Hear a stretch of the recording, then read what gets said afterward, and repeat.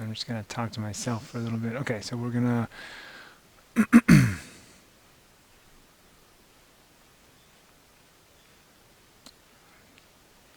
doing a mic check. Good.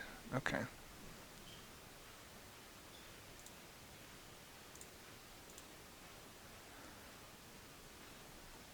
All right, everyone. So I think we're going to start here in just a couple seconds.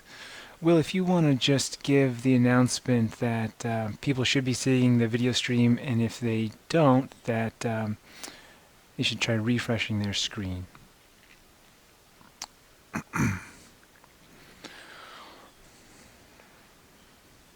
And then after you post that, Will, go ahead and just top a question and asking, can you see the video stream?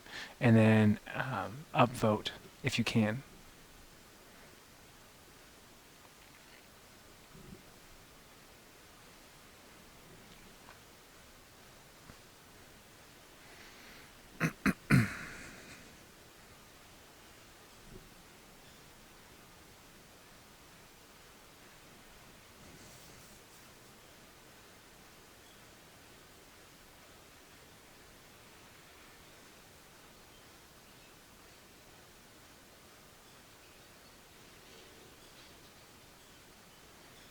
All right, so it looks like people can.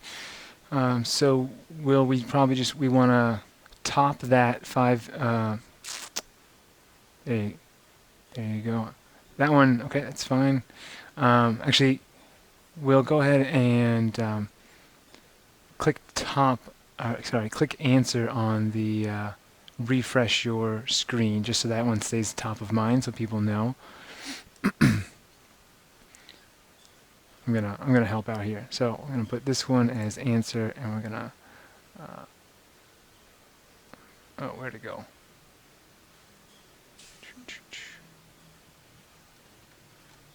Well, I've lost it. Okay, so we'll leave that there. All right, everyone. So we're gonna get started in just a couple of minutes with the main part of our show. But just before we get started, I'm gonna answer a couple of these questions. I want to make sure you guys can see me, but I am not blinded. Okay, so questions here around, oh, what's the difference between this last workshop and the other one called How to Find Product Market Fit?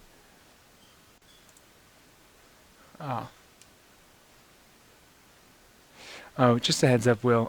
Looks like I have to unanswer a question before I click answer on the second one. I'll look into that when we're all done. Okay, so the answer is, if you weren't here for the previous workshops, and the answer is the difference is you're here for this one. This is going to be similar in content, similar in nature to the previous workshops, but due to the interactive nature of them, they're really, really more fun if you're here live, because I will actually be able to give you feedback if you want it on what you're working on for a smaller group of people. So anyway, so that's the big difference. The difference is that you're here this time. Okay, so I'm going to get rid of that one. And then everyone should see the video stream. I think we're good. So that one, we're gonna hide that one. Okay, and we're gonna hide this one. I just answered that one. And then, what materials do you need? You don't need anything. Just come with yourself in whatever stage of startup you're at. I'll provide all the materials, and we'll make something amazing happen with no additional parts required. Okay. What happened to the ebook we're working on? Oh, very good question. That one we'll talk about that a little bit today. Something tells me that's going to come up. Okay, and then. So everyone should be able to see this. If you don't see, obviously, if you can't see the screen, you can't hear me. Okay, so with that, everyone get ready, get set. I'm just going to zen out for a little second.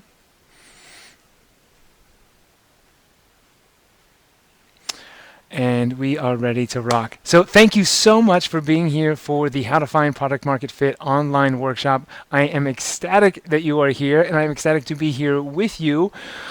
So let's just talk about our goals for today. So our goals are very simple. At least my goal for you is that one, that you are going to leave here with a definition of product market fit. Not just any definition, but a working, useful definition of product market fit. I also want you to leave here knowing your next step to achieve product market fit. So I want you to be thinking about that throughout the entire session. What's my next step? And then finally, I want you to feel confident that you know how to take that step. So those are my goals. That's what I kind of want for you as you go about this experience. Before we get there, though, I just want to make it very clear that today we are going to push the envelope in several ways. You are going to push the envelope by doing some of these exercises and actually taking real action towards achieving your goals with your startup. So you are going to push the envelope, and collectively, we are all going to be pushing the envelope because we are using a brand new platform for this experience. So this platform is really a response to a deep-seated disliking of webinars. Now, I can guess what you're saying right now. You can probably be saying something like, but Justin, this is a webinar. How exactly do you hate webinars? And to that I say, shut up. No, I say, no, this is not a webinar. The difference is that a webinar is a one-way monologue by someone talking with a bunch of slides, a lot like I'm doing right now. This is like a webinar. But what we're going to do today is far more interactive. I've got some exercises for you. You're going to do them. You're going to fill them out. You're actually going to work on your startup. And the reason why I'm so passionate about teaching this way is because humans don't learn by listening. We learn by doing. And so I have built this platform from the ground up, just with my own two hands and 10 fingers, because I want to teach you guys in an experiential way. So I hope that we can all hang out and do that together. I'm really excited about the future of this kind of teaching, and I'm glad you're here. So that said, while webinars suck, it's still an outstanding question whether or not this will suck, because this is something that I've built myself. There will be bugs and things will come up. If they do come up, or when they happen, refresh the page. That's obviously going to be, that's often going to be the best thing to do. But I would love your feedback on the experience, whether it's good or bad or how to make it better, because like I say, humans don't learn by listening, we learn by doing, and I want to keep developing and investing in this platform so that I can keep helping you and keep helping founders around the world take steps to improve their startup journey. Okay, so with that said, one other heads up, you are on probably about a 10 to 30 second delay. So just know that when I'm speaking and when I'm controlling the session, I'm just a little bit ahead of where you are. And then finally, there will be opportunities where I will be able to give you direct feedback on your startup and what you are doing. If you want them, you can opt in and you can sort of request that. I won't be able to get to everybody, but I will try and select a few people. So just know that that's going to be available to you throughout the session. So, okay. All right. So feedback for me. I'm going to have feedback for you, but if you have feedback for me, please know that you can just email me, justin@customerdevlabs.com. I happen to be in the middle of a launch at this point, so I might not be able to get back to you super quickly, but I would love any feedback you have, and I promise that I will get back to you at some point. Okay. So with that said, let's go explore this platform that we're playing around with. So underneath me, this video stream you're seeing, is the question section.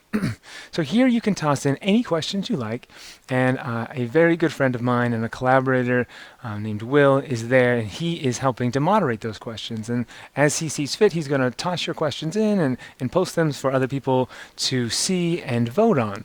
So if you see a question pop up in that question section that you want to make sure that I answer, go ahead and click the upvote button. The more votes a question gets, the more likely or the faster that I will be able to answer them. Okay, so that's the question section. To this direction, hopefully, if the camera's facing the right way, is the interactive section.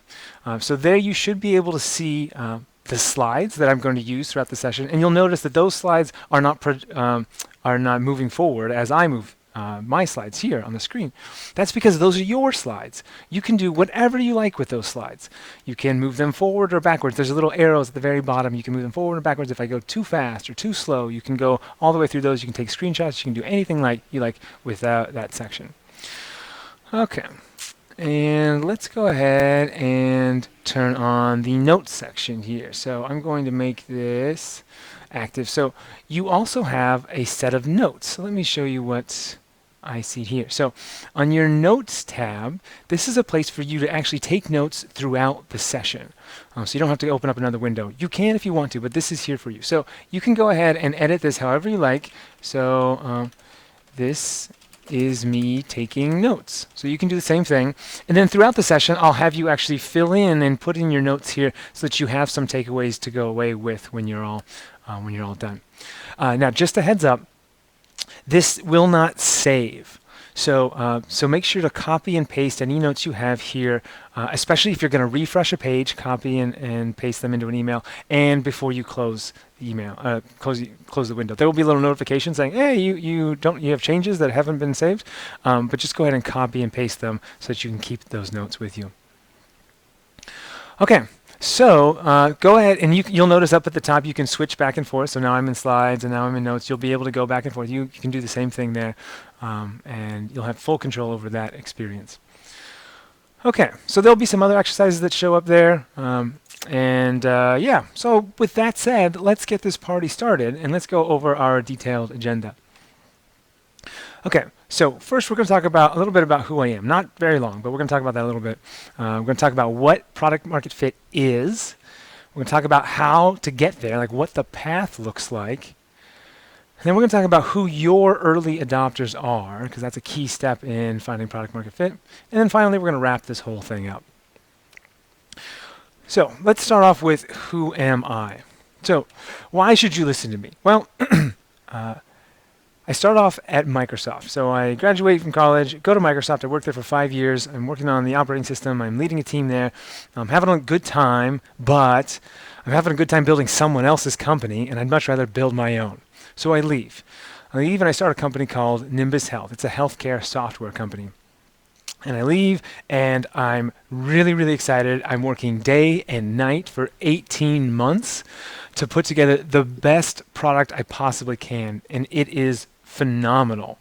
The only problem is no one gives a shit. So none of my customers cared about this incredible technology that I built. It really was amazing, but no one wanted it. So what the hell? So as I'm kind of reeling from this failure of spending all this time and energy building this amazing product, a friend introduces me to this concept called customer development through this book called The 4 Steps to the Epiphany. And this book happens to be the precursor to the lean startup movement. So I devour this book. I read it. I get into it. It's super interesting and cool. However, it's a little light on practical steps. It's pretty heavy on theory. So I start just trying to play with the theory myself. And I try it one startup and another startup and another startup and another startup. And each startup, I'm trying these things and I'm learning a little bit more about how to do it and how to actually make these things work and happen. And eventually, I'm able to turn my healthcare software company around using these principles. So, after having learned all these techniques, I realized that there were a lot of people out there who were like me, who were kind of struggling to understand how to apply these things. So I started a blog, and it's called Customer Development Labs, and it's where I talk about how to apply customer development and lean startup principles. So as a result of starting this blog, it turns out that there's quite a few people out there who are interested in this subject, which is fun for me because that means that I get the opportunity to mentor at places around the world with a number of really interesting accelerators and community development groups.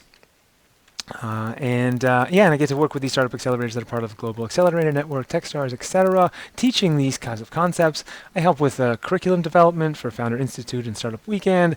I'm a mentor and speaker at the Lean Startup Conference, Lean Startup Machine, all that kind of good stuff. And I'm also the author now of something called the Focus Framework, and we'll actually be using the Focus Framework today.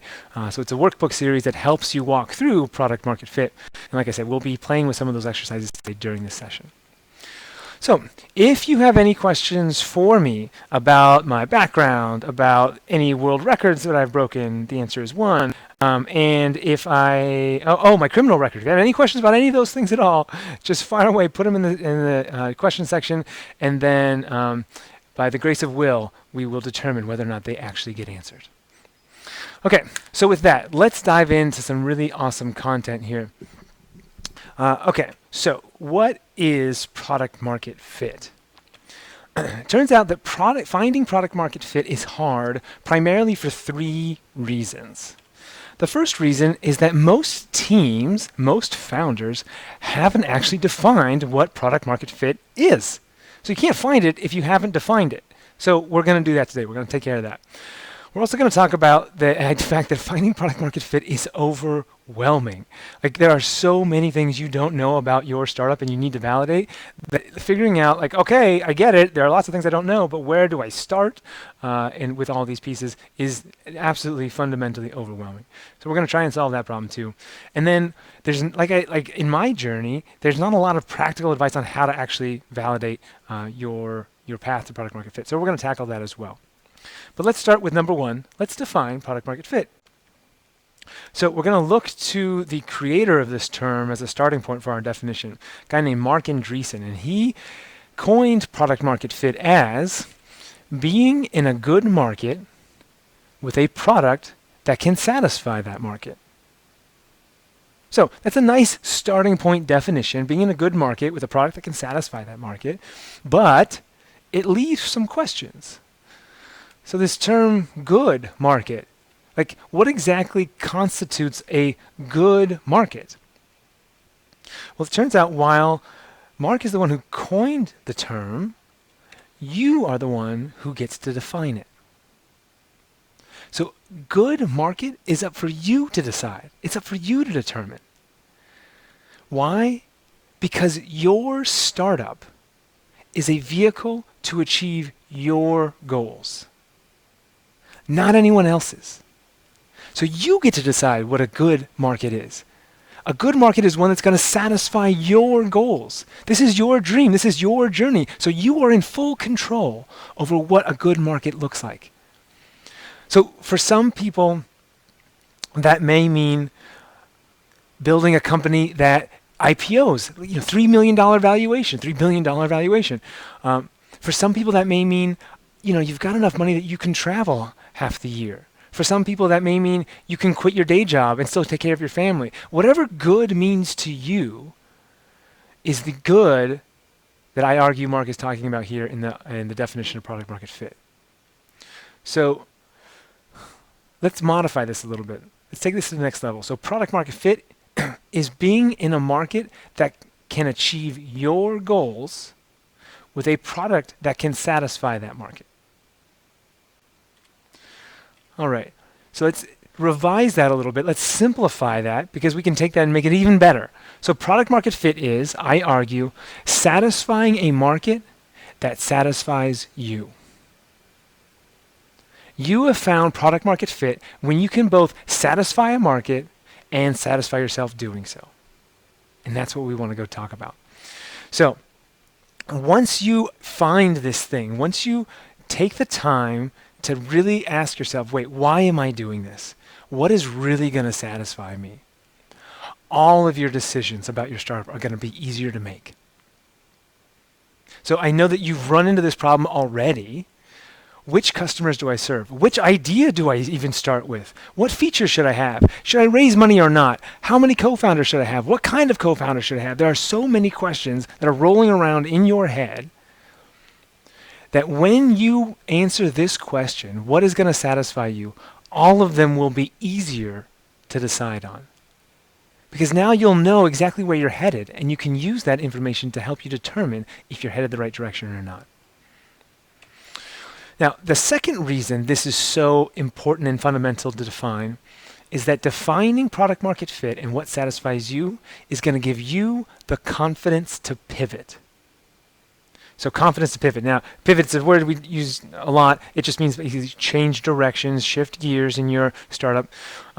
And I got to tell you, like, there's a lot of fluffy stuff about, like, hey, defining your goals and why we're doing this, all that kind of stuff. But this is the real reason that got me started thinking about this concept. Because I tell you, I work with founders around the world, and I work with a lot of them. And a lot of them are really interested in validation. And so they go out, they go and get some feedback on their product, and then one of two things happens. Almost inevitably, the customers don't want their product. So they're forced to make one of two decisions. Either number one, they're so emotionally attached to their idea that they just ignore and push away the feedback they're getting from their customers, which means that they're not only not closer to achieving product market fit, they're also wasted a bunch of time doing their validation. And that's because, like I said, they're emotionally attached to their idea, their product, and not emotionally attached to the thing that satisfies them. All right?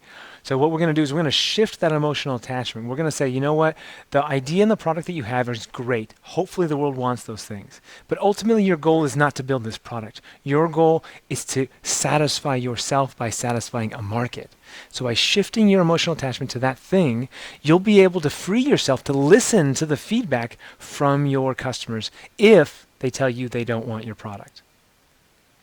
Okay, so I said there was two things that happen when you get bad feedback. So the first is that you just ignore it. The second is that people give up. And I want you to know that you don't have control over whether or not the market actually wants your product. The only thing you can control is whether or not you continue searching for a startup that's going to help satisfy you. And I don't want you to go out and get some feedback and then end up crushing your dream simply because the world is not ready for it. So by taking the time to understand what's really satisfying you, what's driving you, you are going to have the confidence to pivot, and you are going to be able to expedite your process to achieving it. All right, the third reason we want to do this is that it's going to unify your team. So whether you have a team or not, right now, you're going to get a team eventually, and you absolutely must 100% do this exercise that we're going to about to do with your founding team. The reason is, the number one reason founding teams break up is because they have misaligned goals. One person wants to change the world and have huge impact. Another person wants a lifestyle business. One person wants to go raise $1 million a year. One person wants to IPO in 20 years after they build a sustainable revenue generating company. All of these are awesome ideas. These are all great. The problem is when you have two co-founders who want dramatically different things, it will tear the company apart. So what we need to do is we need to make sure that everyone understands what all your other co-founders want out of this experience. And once you do, you can build a united goal. Or if your goals are too different, that you can just recognize that and say, you know what, this isn't going to work out long term. You want something very different than I do. And you can go your separate ways. Okay, so that's why we're going to do this. So let's dive into it. Let's open up this exercise. It's called Declaring Victory. I'm going to turn it on right now. Okay.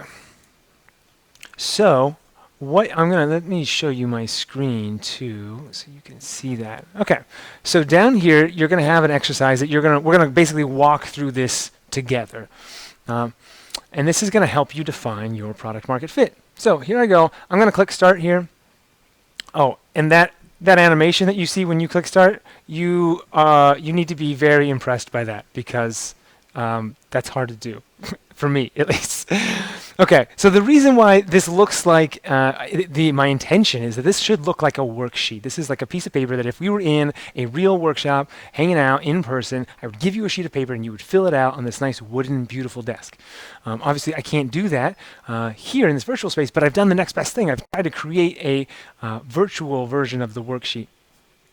So you can actually start filling this in, and you do that just by clicking next, and then you'll actually fill in the date here. So I'm going to do that here, and I'm going to type in just 5/4/2016. And yeah, and then we'll basically fill out this worksheet together. Okay, so let's go ahead and dive in here. And I'm going to click next. And the first thing you're going to see is this. First step one is that you're going to fill in what you want to create. So what I want you to do here is I want you to write in the product that you really, really want to create. If you've got one in mind, type in the product here. So I want to create, let's say I wanted to create lean startup peer groups. Right? So this is the product that you want to create. So go ahead and put that in there for number 1. When you're all done, click next, and then it will open up a new field here for step 2. I want to help. So there, I want you to fill in the customers that you want to serve. So who is it, the people that either A, you're just passionate about serving, or B, the people who are going to use the product that you outlined over here. So in this case, I'm going to say, well, the people I want to help are startup founders. Okay, so once you've got that done, click next, and then get ready, because you're also going to be very impressed by my ability to fold this worksheet. And I should say your ability to fold this worksheet. Click next, and you will see the worksheet magically fold before your eyes, and it's been flipped over, and it has revealed a contract for you. And this contract says that on this date, so on May 4th, I promise, even if it means never building lean startup peer groups, and even if it means never helping startup founders, I will declare victory when I achieve, and then click next, when I achieve number of things. So remember when I said we're going to try and shift the emotional attachment from the thing that you want to build to the change that you want for yourself? That's what we're doing right here. Like I said, you can't control whether or not the world wants your product. That's in their hands.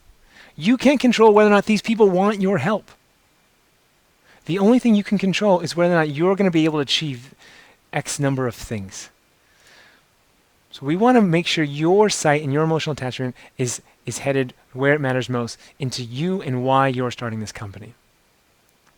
So you're going to achieve victory when you put in X number of things. So it has to be measurable. This has to be a number. I want you to put a number in here. And examples of things that you can put in here are dollars in the bank. So let's just start with that one. I want $1 million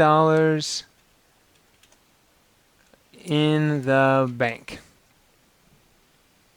So what I've done here is I've shifted from like, okay, hey, you know what? I want to build the Lean Startup peer groups, but ultimately the reason why I'm doing it is that I want some form of financial security. So I put in dollars in the bank. Now, I just want to recognize that for a lot of us and a lot of our cultures, being motivated by money is frowned upon. I want to recognize that, but I also want to recognize that money enables us to do a lot of things. It enables us to be financially independent, enables us to feel secure in our lives and our future, enables us to help other people. So recognizing that ultimately we can have impact on the world, but we need to have some form of sustenance for ourselves is important, especially if that's what is driving you. So one option here can be money in the bank. Another option can be, what number I want to serve.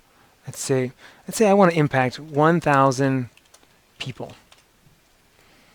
Now you can change it, so you can, as long as it's measurable, you can change it to an impact measure. But if you do, know that you cannot write in these people here, startup founders. You can't write in those customers. It has to be more generic.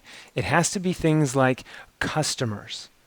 Because at the end of the day, like I said, you don't control whether or not these people want your help.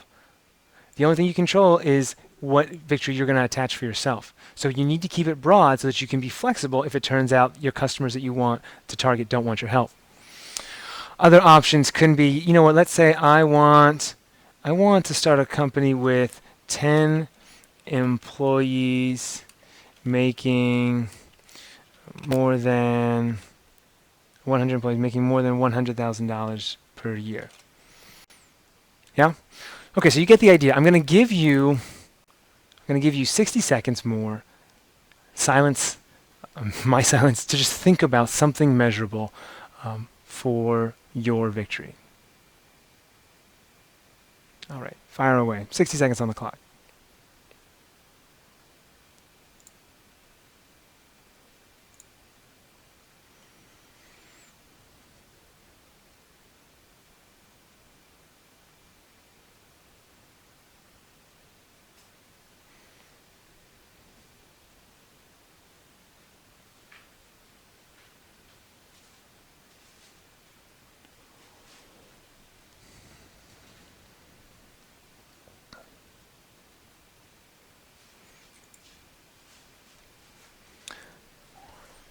Now, if you're working for a larger organization or someone else, you you can change this to be a measure that is important to your team, for your like your own like progress. So it's like, hey, you know what? I want one promotion to the next level.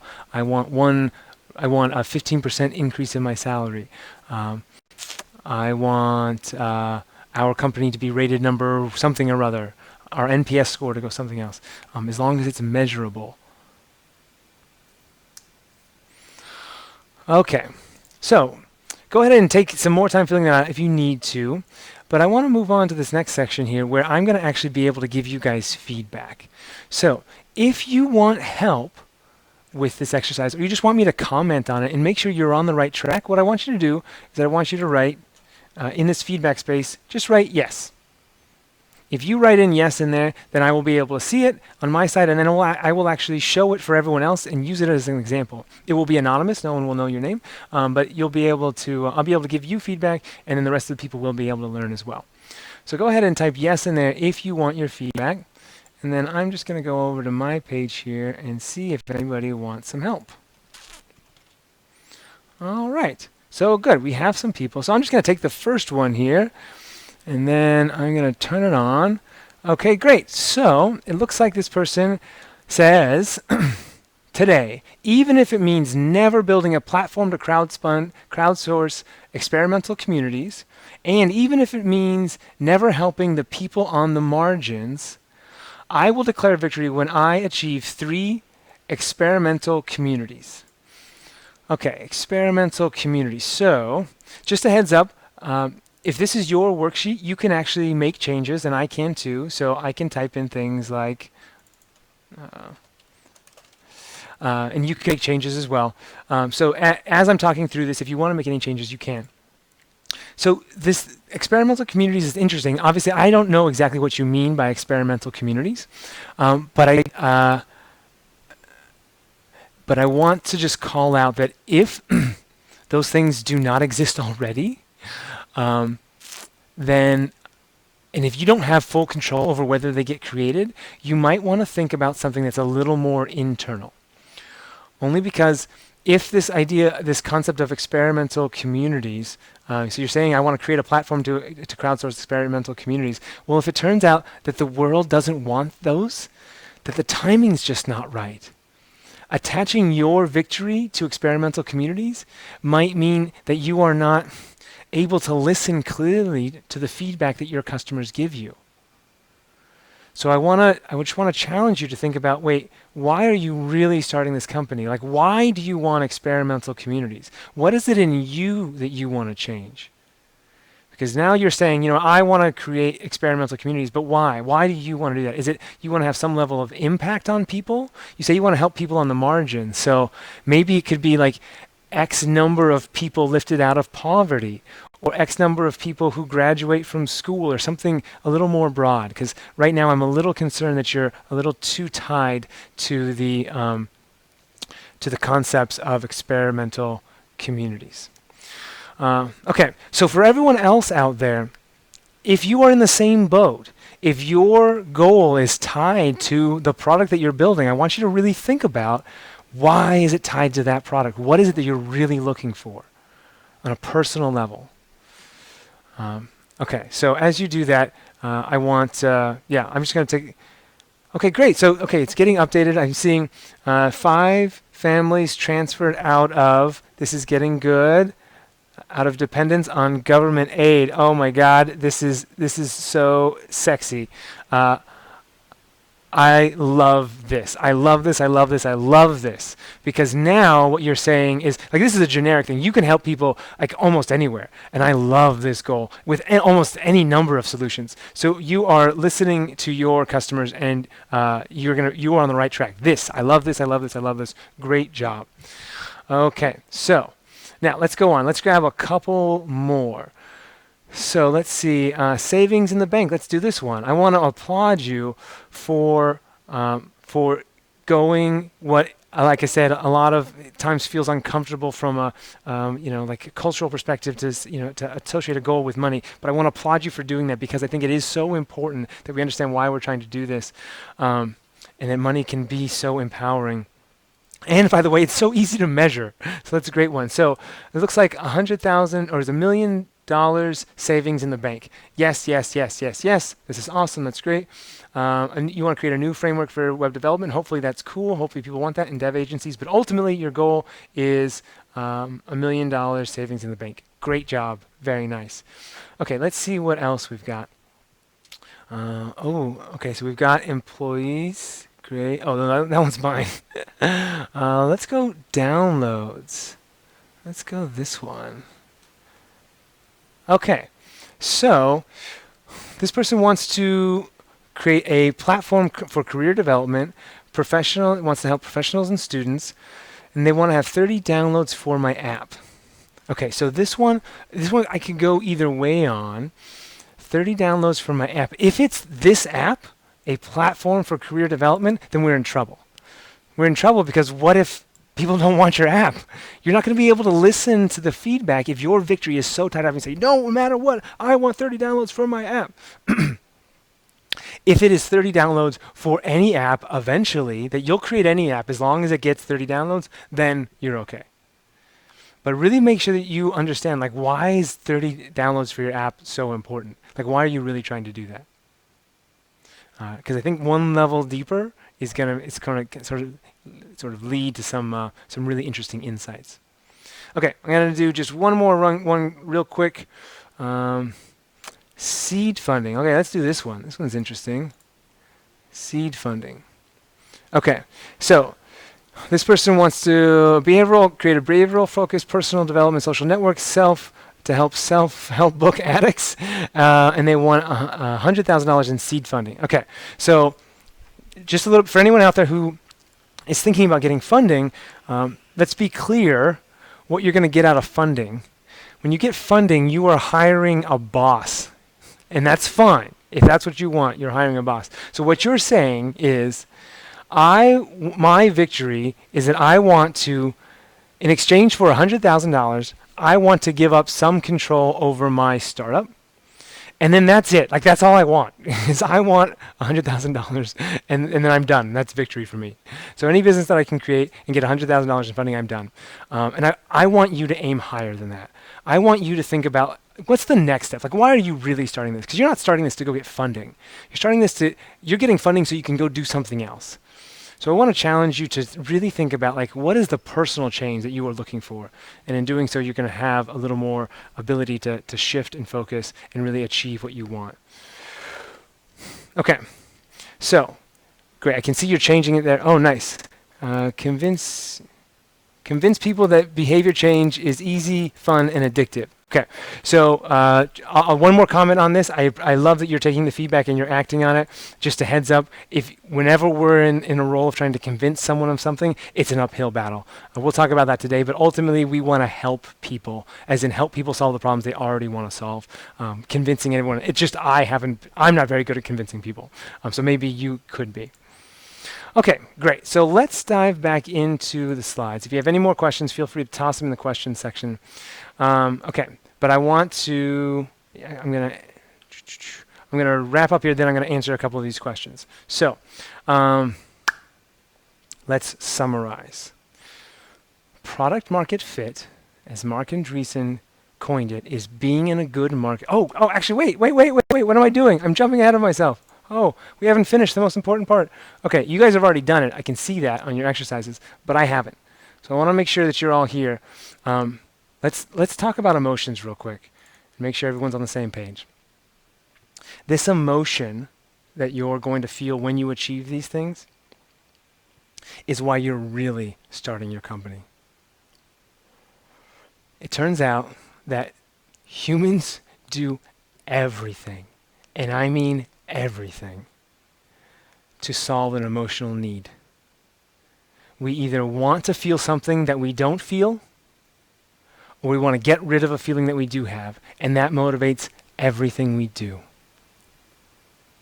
Even the things that we think are so calculated and rational, we do them in part because the feeling we get of being so rational gives us confidence to take a step.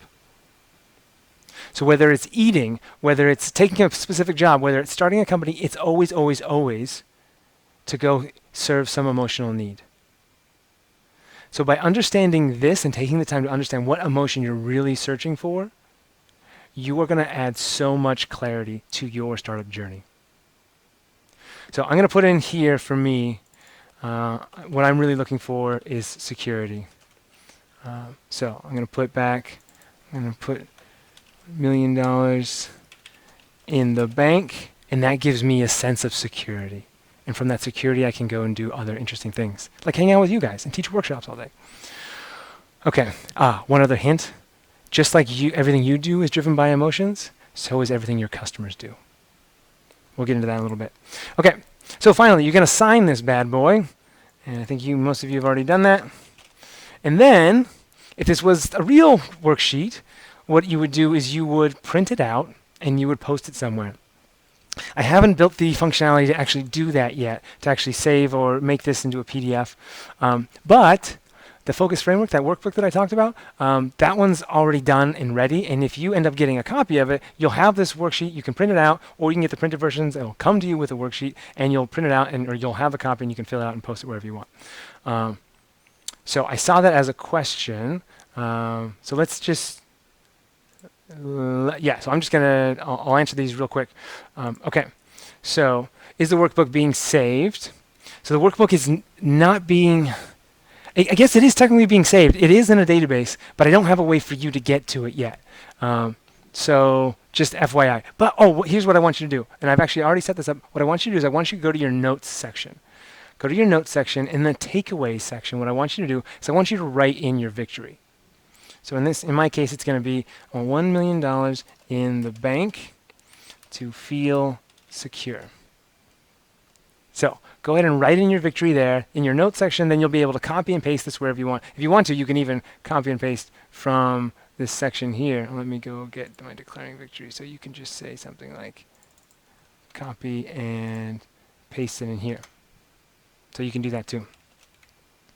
Okay, so great question. Thank you so much for asking that. That's great. Okay, now let's do, hide that one. Okay. Is there a printable version of the Declaring Victory worksheet? Yeah, in the Focus Framework, there is a printable version. If you end up not wanting to get it, you can just take a screenshot of this one and paste it into Evernote or something else like that. So that's going to be your best bet going forward. Okay. I'm going to hide this guy. Okay. Okay, so I got another great question here. I'm going to answer this one, Bo. That's a great question. I'm going to wrap up, and then I'm going to answer your fantastic question here. Okay, so product market fit. Product market fit is being in a good market with a product that can satisfy that market. We reframed that to say, you can't see my slides. We reframed that to say that product market fit is being in a satisfying market that satisfies you. Satisfying you and understanding what that entails is going to make all of your decisions about running your company easier because you know where you're headed and what you're looking for. Bo, this is going to tie into your question. It's going to give you the confidence to pivot. As soon as you release your emotional attachment from the thing that you were so desperately want to build to the outcome you want to receive for yourself, you can still use that emotional drive to help you create your startup, but you're not tied to this one thing that you really want to go build in case the world doesn't want it. And then finally, it's going to unify your team by getting you on the same page and having what can sometimes be an awkward conversation about why are we all doing this. It's going to unite you, or it's going to help you determine whether or not you should go and go different directions now. Okay, question time. So I'm going to answer any of these questions that pop up that have a bunch of votes on them. I'll just take a couple of these and then we'll move on to the next section here. So any questions in particular declaring victory, I'm going to answer right now. So Bo asks, can you explain how things like 10 employees that make $100,000 a year help us make decisions in the future? Fantastic question. So the way this is going to work is that you are ultimately, you're right here, right now. And you're going to achieve product market fit somewhere over here. This is like a graph. This is time down below, and this is your approach to product market fit. And your path's going to go something like this to product market fit. The thing is, without defining what you actually want out of product market fit or out of starting a company, you don't know how to get there. You don't know how to get to that path, and you can do a circular route all over the place. I guess circular route on a chart doesn't make a lot of sense. But if you don't know how to get to where you're going, or you don't know where you're headed, it's going to be very difficult to figure out how to get there. So, by deciding that, you know what, I want 10 employees making $100,000 a year, what that means is that you're not talking about a lifestyle business if you had that goal. You're talking about something that's going to have to generate some real revenue. It could be lifestyle business for all your employees, but you're not talking about like a small company of just you and maybe one or two other people. You're talking about, a reasonable sized company here that's generating real revenue. And if that's your goal, that means that we have to find a way to actually generate revenue. And we have to find a way to build a company that has employees. And so that means that we're not going to go down a route that's like that's entirely automated, right? Like an entirely software-driven space means that you're probably going to be have fewer and fewer employees. Or if you're thinking, I do want a big software company, then you're going to have a massive amount of revenue to pay for all those software developers. So let's contrast it with another goal. If someone's real goal was, I want to impact, like I want to lift 5 people out of poverty, remove them from taking government aid, that has a very different feel, and it's a very different company that you'll end up creating. So by understanding ultimately what you want, you'll be able to make different decisions along the way. Now, those decisions along the way are like literally critical, because you're going to set up experiments like how many people can we get through a specific customer channel? How much will people pay for our product? What's our conversion rate? What features do we need? What features should we automate? What features should we keep? All of these questions you're going to have to answer will be determined by that ultimate end goal. And you'll set up an experiment that says, what metric of conversion rate or price point or lifetime value will lead us closer to 10 employees at $100,000, and what metric won't lead us closer to that? And those are called your success metrics, and you'll set them up along the way, and they'll help determine if you're on the right course to achieving what you want. So hopefully that answers that question. If it doesn't, just let me know and I'll try and clarify. But the idea is, by knowing where you're going, it's going to help you sort of make all of your decisions about features and all that kind of stuff. It's also going to help you set up your experiments to know if they pass or fail. Okay. So product market fit seems to be a relative concept, is achieved to some degree. When do you know you have enough product market fit to start focusing on building features? Okay, so there's an interesting question here. Basically, you're going to be tracking your progress to product market fit the entire way. You can use a series of spreadsheets. They're in Focus, or you can just create them yourself. That actually help track, okay, here I am right now. If we get X number of customers in our channel and we get Y conversion rate at Z price point, we are going to head towards product market fit. And so if you're on a path towards product market fit, if your numbers are lining up, that you will eventually be able to achieve it. Because you're going to turn that victory declaration into an actual revenue number, an annual revenue number that's going to help you determine if you're on a path towards achieving it. And then as far as start focusing on building features, well, features may or may not be involved in actually achieving product market fit. Sometimes you won't have to build any features, and sometimes you will. So in the utility testing phase that I'll talk about in a little bit of finding product market fit, you'll actually determine if you need to build those features to achieve it. Okay, so I'm going to answer one more question and then we'll move on.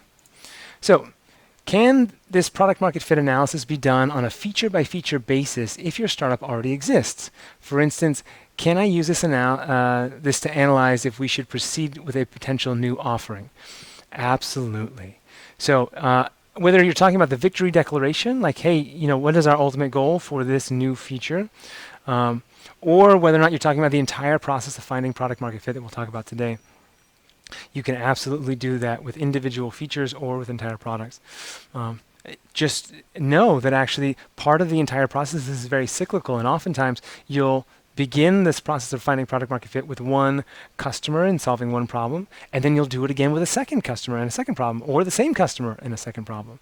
So know that you're asking the exact right questions, and you're on the absolute same path and the right path for this workshop. All right.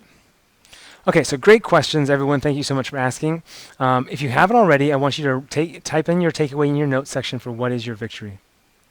And then we're going to move on. So next up, we're going to talk about the path to product market fit. So we defined what it is. Now, how do you go find it? What I used to teach, and what a lot of people still teach, is this concept of riskiest assumption. So your riskiest assumption is a process that you go through to determine your riskiest assumption. You go through and you list out all of the assumptions that must be true in order for you to achieve product market fit. So I have to have X number of customers at this conversion rate, and it's got to cost me this much to serve them, and I have to use these marketing channels, and we have to do these behaviors, and it's like tons and tons and tons and tons of assumptions. And then it's up to you to go to identify the riskiest one. And there's a couple challenges with this approach.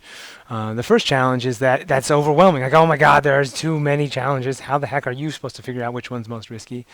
And the second biggest challenge is almost inevitably what happens is a startup will say, oh, my biggest assumption is that I can actually solve the problem. And it turns out, so they say, oh, my first step to test that riskiest assumption is I got to build the product. And it turns out that you are a human, and by virtue of being a human, you are inherently a fantastic problem solver. That means that almost never is that I can solve my customer's problem or that I can build the product is the riskiest assumption. It's just so rarely true. So I don't like that approach. And so I did something about it. I came up with a better approach, or at least an approach I like better, that's going to help make some sense out of this whole riskiest assumption process. So this is kind of the analogy. If you've done a business model canvas or a lean canvas, this is the problem. That it doesn't, these are all your assumptions listed out here, but it doesn't tell you where to start. Okay, which one should you start with? It doesn't tell you what tests you should run. Okay, so what experiments are out there? How should I actually go validate these things? And it doesn't tell you how to run those experiments. So it's a great tool. I love it. It's amazing. But it's only like the first of 50 some odd steps that you have to take, and we need more than that. And so that's why I've been creating this thing I call the Focus Framework. And what Focus does is it divides the business model canvas, or basically the entire process of finding product market fit, into individual steps. So individual tiny steps that are very concrete. And then it orders those steps for you. So I've worked with literally thousands of startups. I know what the path to product market fit looks like, and I can tell you what you need to test first and what you need to test second. I can't tell you whether or not you'll be successful. I can't tell you what exactly to build, but I can tell you what order to go test your things in to find the most efficient path to product market fit. Okay, and then the third thing that Focus does is it tells you how to actually take those steps. So it's got a series of instructions and tools and worksheets, just like the ones that we've done and will do going forward. So it's got these spreadsheets, it's got these worksheets, it's got these interactive tools that we'll play with, and they're all built to help you take these steps one at a time as you're ready for them. So, oops, sorry about that. So that is the Focus Framework. We'll talk about how you can get a copy if you want a copy later at the end, but let's talk about this path to product market fit in detail. So if you recall, I said that finding product market fit is hard for 3 reasons. 1, haven't defined it. So now you solved that problem. We can X that off the list. You know what product market fit looks like for you. Number 2, that it's overwhelming. What assumption do I test first? What do I do? And then 3, how do you take those steps? And we're going to tackle those right now. So I'm going to make sure that you understand what your next step is, and I want you to have some sense of how to take that by the time we're done. So here's the deal. Out of all of those assumptions that I listed off and everything that's in the business model canvas, at the end of the day, you have 5 groups of risky assumptions. Just 5. 5 groups. Those assumptions are as follows. That you can find people trying to solve this problem right now. Turns out there's no company to build if no one is trying to solve the problem already. That doesn't mean that no one's actually solving it. I mean, if customers out there aren't actively trying to solve this problem themselves, there's just no company to build. You cannot convince your way into a successful company. You have to serve people, not convince them. So you have to find people out there who are already trying to solve a problem and serve them in their seeking of a solution. So the biggest assumption is that you can find people out there who are trying to solve a problem that you want to solve. The second biggest assumption is that they want your help solving it. So this is basically where you're going to test, okay, there are some people out there who want my help solving it. If I offer them a solution, do they want me to help? Do they trust me? Am I able to find them in a trustworthy, credible way? Am I able to use language that they use so that they know that I'm one of them and I have their best interests at heart? This is basically your marketing assumption. Okay, so that's number 2. You're going to test these one at a time, by the way, in this order. So once you've proven that, yeah, there are people out there that are trying to solve the problem, that they want your help solving it, then you're going to move on to, will they pay you to solve it? So the assumption here, and pay is in quotes, because not all of you are looking to build a company that actually requires payment. For those who want $100,000 in the bank or $1 million in the bank, then yeah, you need payment. You got to get money. You got to get real cash. So you got to prove that someone's going to pay you to solve this problem. Real cash. For the person who wanted to lift 5 people out or away from government aid, you don't necessarily need their money. In fact, they don't have any money. You're going to measure that people will pay by actually taking the steps that you want them to take. So this is for companies that are, hey, we are ad driven. So we know that we can go get people to pay us money for the ads. What we don't know is that we can get enough people to actually use the product. So if you're ad driven, the pay here is that they will use your product. If you're impact driven, the pay here is that people will actually take steps to impact the lives that you want to see for them. So the payment here is basically, will someone do the thing that you need to achieve your victory? And will they do enough of it? Okay, once you've proven they will pay you to solve the problem, 4th, and only 4th, do we actually test that you can solve the problem. Now, that doesn't mean that solving the problem is easy. It's just, it's going to be easier than all the rest of these. These ones are all super hard. This one is hard, but less hard than all the rest of these. And then finally, you're going to move on to testing that you can scale your solution here into actually achieving your product market fit. So these go in order of importance, they go in order of riskiness, and they all build on top of each other, because the output from this process that you can find people to solve the problem is going to inform how you actually offer them a solution. And the results of this are going to inform how you charge them. And how you charge them is going to inform how you solve it, and it's going to inform how you achieve product market fit. They all go in order, and it's really a beautiful system. And you only have to worry about one at a time. That's the great thing. Just do this one and do this one and do this one. Now, the other thing about this order is that they go in order of difficulty. So most companies start here, and it's a problem. And we'll talk about that. So we'll talk about the 5 phases of finding product market fit. So each of these assumptions aligns with a phase of product market fit. So this first phase is called finding early adopters. These people who are already solving the problem, these are called early adopters, and your first phase is going to find them. You're going to do a certain set of tests to actually find those people, and those are called customer interviews.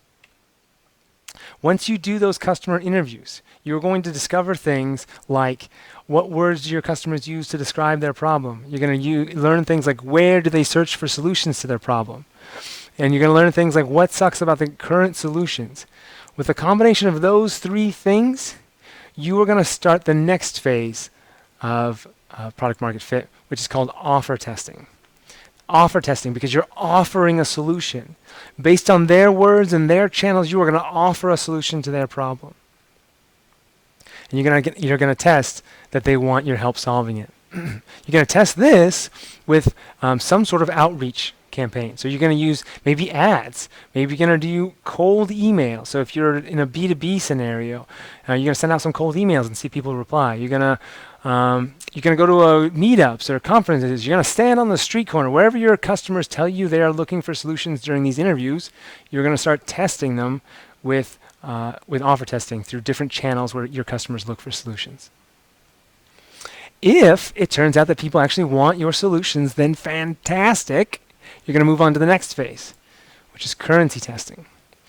Currency testing is where you're actually going to test and prove that people will pay you for the thing that you need to achieve your victory. We call it currency because, again, it can be actual real currency, or it can be the currency that you need to achieve your victory. So the test you're going to do here, if you're B2C, business to consumer, you're going to put together a landing page test. So you can actually put something up there and you're going to test that people will give you what you need. It could be money, it could be usage, it could be something you're going to test. Before you've built the thing, you're going to make sure enough people will actually give you currency to make it worth building that thing.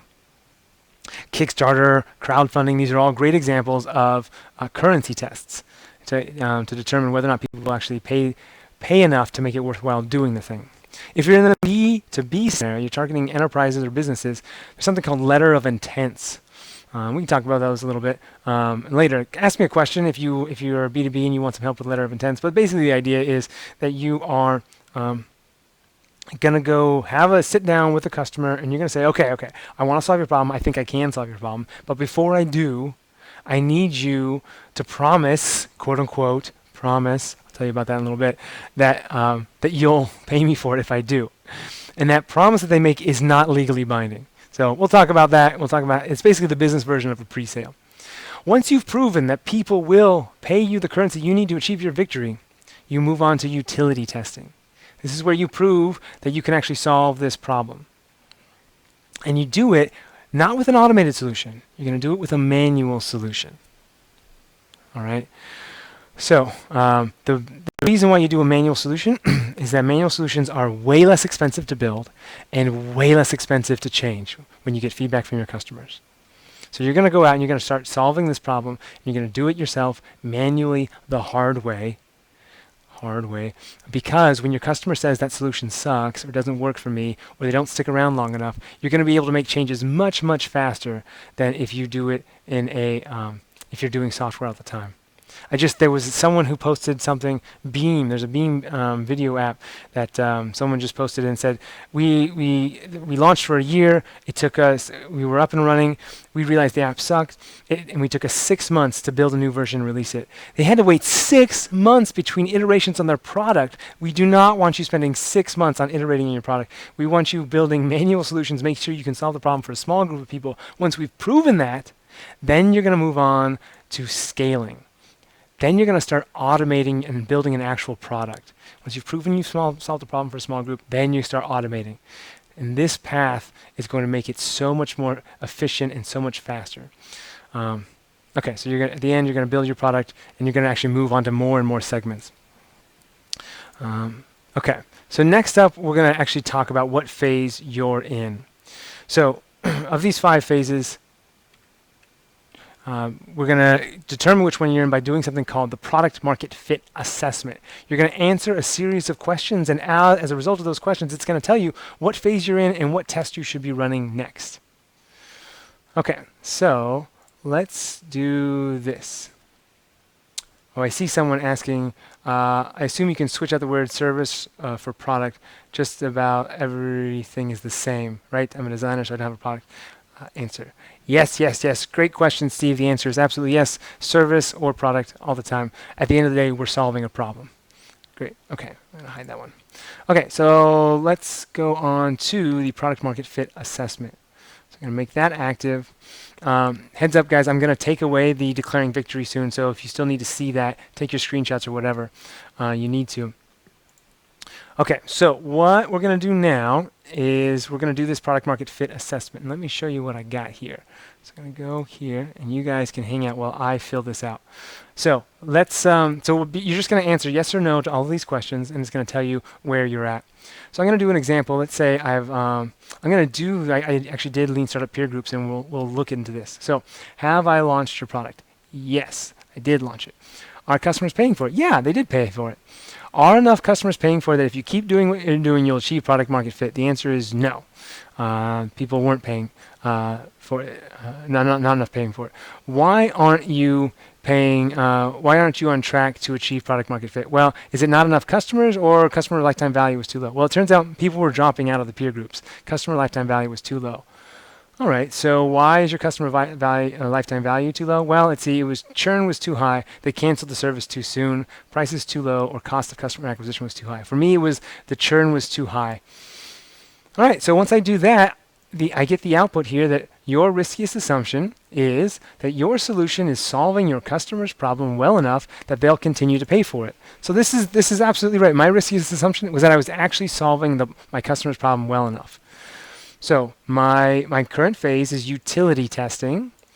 And my next step is to test ways to increase the value of my solution by providing value to my customers, or test ways to increase the value your solution is providing to customers.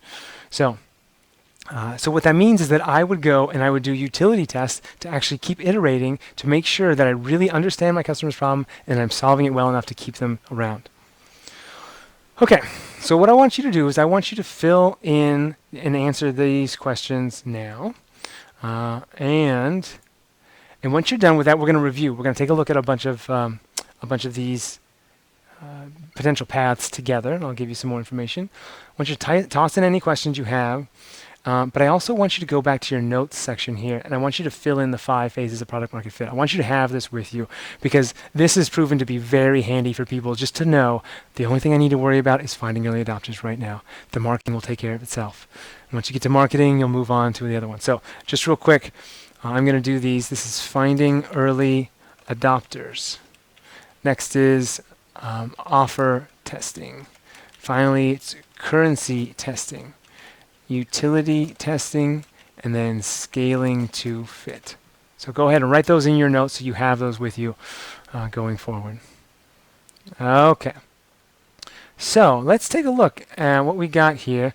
And this functionality, remember when I said, will this suck? This could be, this is sort of make or break time. This is new functionality that I've created very recently. And I'm going to hit refresh here, and hopefully we'll be able to see what groups everyone is in. All right, so cross your fingers. Here we go. Yes, it's working. Okay, fantastic. Okay, so what you guys can see here is that the vast majority of people in this session with us are in the finding early adopters phase. All right, so that means that 68 of the people who have filled out this product market fit assessment are in the finding early adopters phase. That's great. That helps me understand where we are and kind of gear our conversation.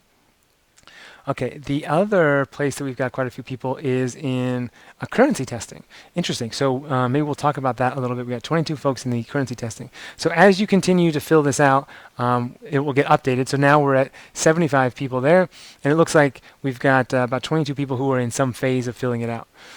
So least is scaling and offer testing. So and utility testing is also low. So okay, so I'll refresh one more time. See what we're at, 79. We keep growing here, so it looks like these two are definitely winning. We're getting finding early adopters and our currency testers. So now what I want to do, feel free to keep filling this out. Feel free to play with it, do whatever you want. I see that you guys can't actually see all of my screen down here, but I'm gonna do something risky here. I'm gonna move this up and see if, there we go. Okay. So what's down here is the actual paths that you all have chosen in the assessment tool. So this is going to help me sort of customize the rest of our conversation, because I know that it looks like 41 people here have actually answered no, no, no to those questions. So let's go see what that looks like, and we'll talk about that path together. So I'm going to change my answer. So have you launched your product? No. So 41 people have said, no, I haven't launched my product. Have you generated in pre-sales? No. Have I identified a problem at least 60% of my customers are actively trying to solve? No. So this is the path that 41 folks are in. And so that means that your riskiest assumption is that your customers are actively trying to solve a problem that your product will solve for them. Now that sounds like a great risky assumption. All right, so your phase is finding early adopters for your product. Fantastic. First step, I love it. And then your next step is to interview customers to determine what problems they are actively trying to solve. All right, so actually at the end of this session, I'll offer a free course that's going to help you with this. My blog has a bunch of content on it as well. And for what it's worth, there's actually focus exercises. The entire first book First workbook of Focus is dedicated to how to conduct these interviews. So how to get through that first phase of product market fit. And bonus, we'll actually do this next exercise, the one that's recommended for you to do next here. So we'll take a look at that coming up just in a little bit. So that's the path that you're going to take. Now, let me go refresh and see who else. What other paths do we have down here? We've got even more people. I want to talk about the folks in the currency testing. So just to be clear, your path to product market fit is not necessarily linear in one way. Well, sorry, it is. Well, I don't know if that's linear. It's definitely not one way. So the folks who are in currency testing may or may not be ahead of the folks who are in finding early adopters. So it'll depend. They'll actually see, but they can start at currency testing if you run an experiment. You're in currency testing. You run an experiment. Turns out you don't meet your success criteria. That's going to be again determined by that victory metric. If you don't meet your success criteria, it says you're on a path to achieve your victory. Then you can always roll back to a previous phase. You can roll back into offer testing. You can roll back into finding early adopters. You can roll back wherever you need to. In fact, you can roll back to interviewing customers. And that's oftentimes the best thing to do. So just a heads up on what's going on there. If you do run into that problem, Focus will actually tell you, the Focus framework will actually tell you where to go, like which suggestions to go to, but you can also just sort of intuit it yourself. Okay, so let's refresh this bad boy and see what our second most popular path is. So our second most popular path is no, no, yes, not sure, no. Okay, so no, no, yes. Not sure, no. Let's see if I can remember that. No, no, yes, not sure, and no. Okay, so what they said was, I have identified a problem at least 60% of my customers are trying to solve. Fantastic. That is great.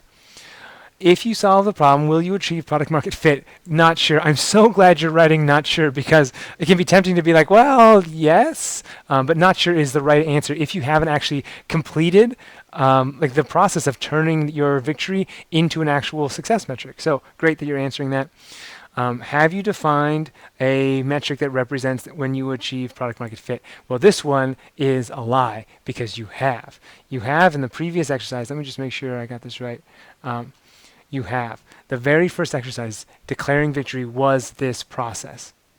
So you have done that. You know what victory looks like. You have a metric. What you don't know is how to turn that metric into a success metric for your tests. So if you go back and click yes, because you do have your victory metric, your riskiest assumption is that your channels, your marketing channels, can reach a sufficient number of customers for you to achieve your victory. So you're actually in the offer testing phase, and your next step is to test different channels to determine potential customer segment size. So what I mean by that is that you already have your victory metric. We know what it is.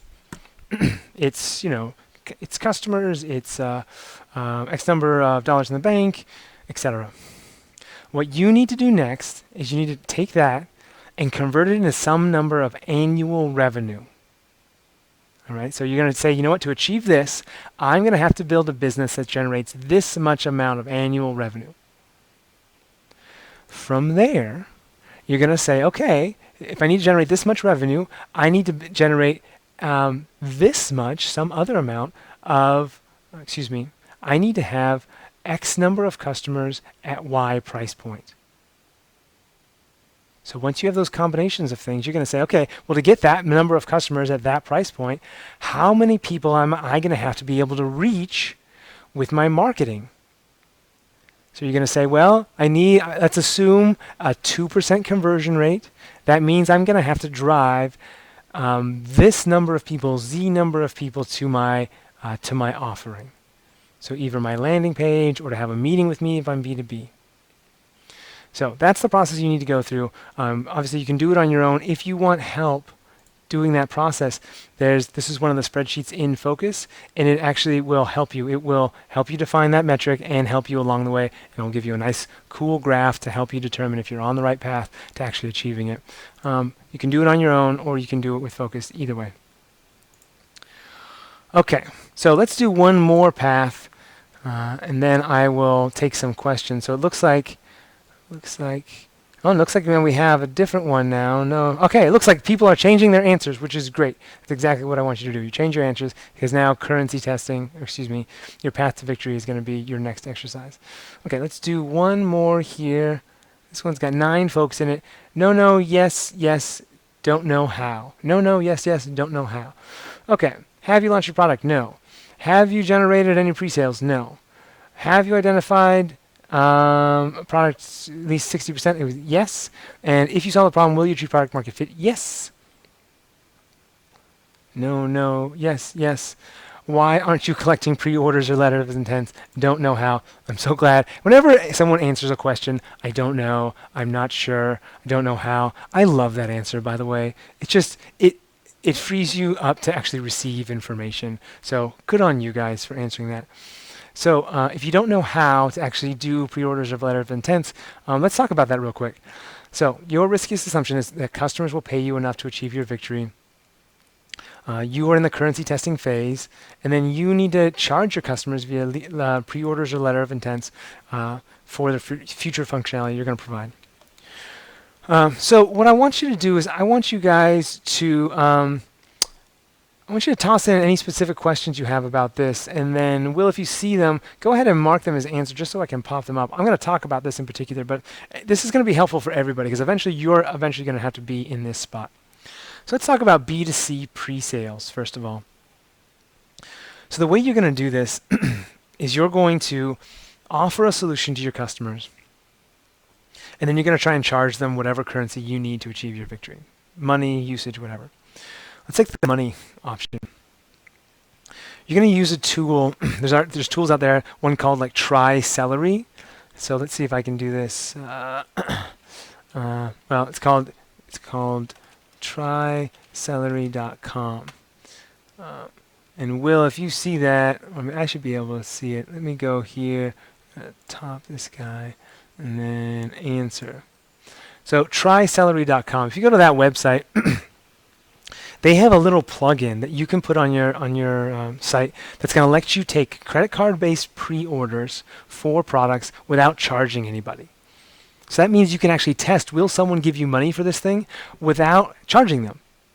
So you can tell them, hey, this is a pre-order, or like, hey, we're trying to test whether or not people want this thing. And then you can actually see if they'll do the work to pull out their credit card information. And that's what you're really looking for. You're looking to prove that they will pull out their credit card information. Okay, so go and check that out. That's for pre-sales. There's a bunch of stuff around like, hey, how do I ethically do this? How do I handle it if if I don't end up building the product? And I'll talk about that briefly. So ethically speaking, I highly recommend that you be straightforward about what you're doing. That you are accepting pre-orders, that we are testing demand for this piece, and just recognize that by saying these things, you are inherently going to lower your conversion rate. Not as many people will buy a pre-order product as will buy an available product.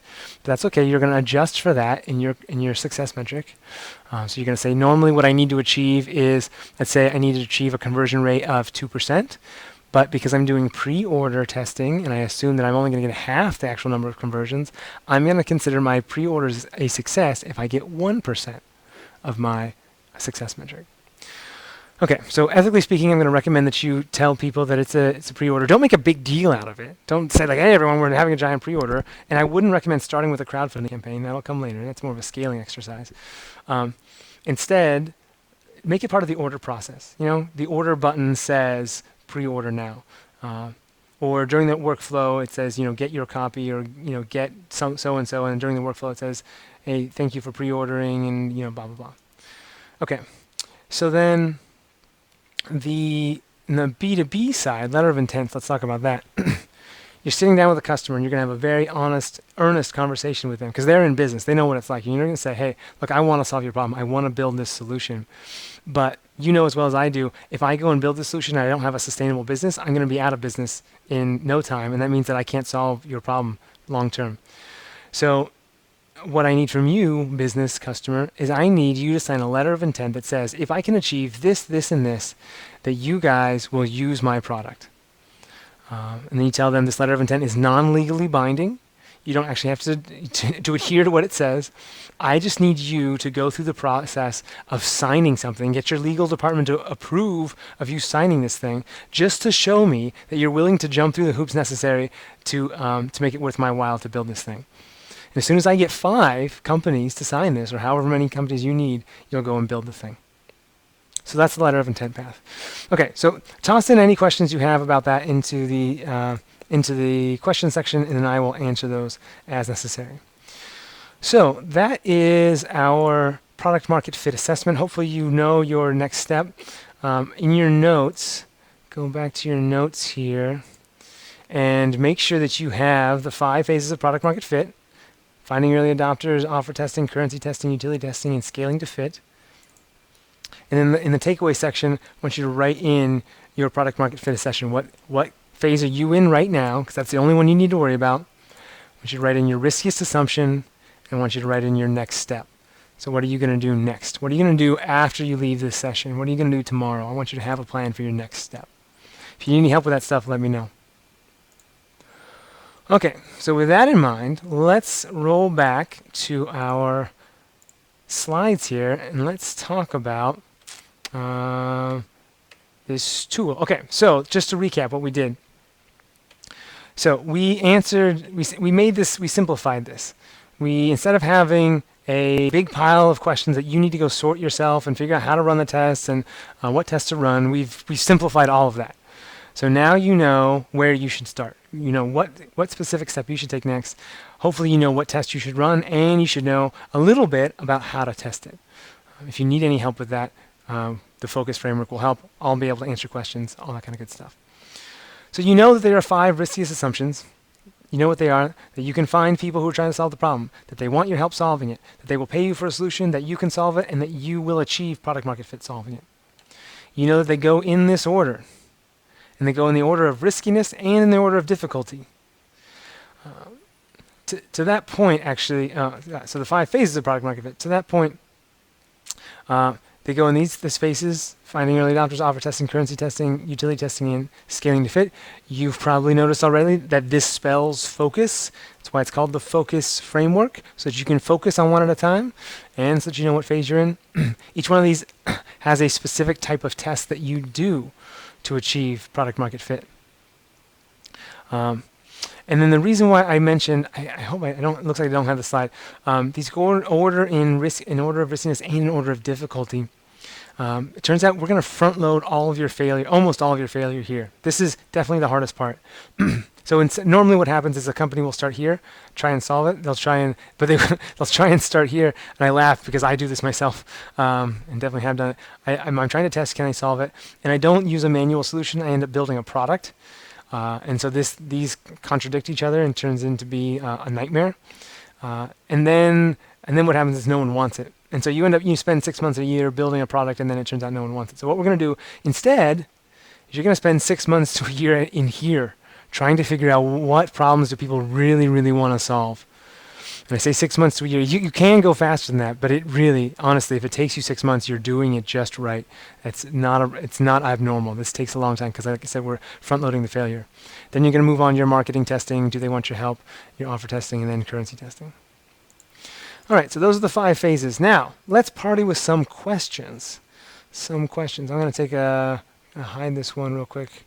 Get myself some water. Hide. Okay.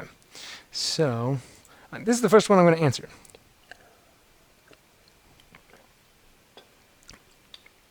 Okay.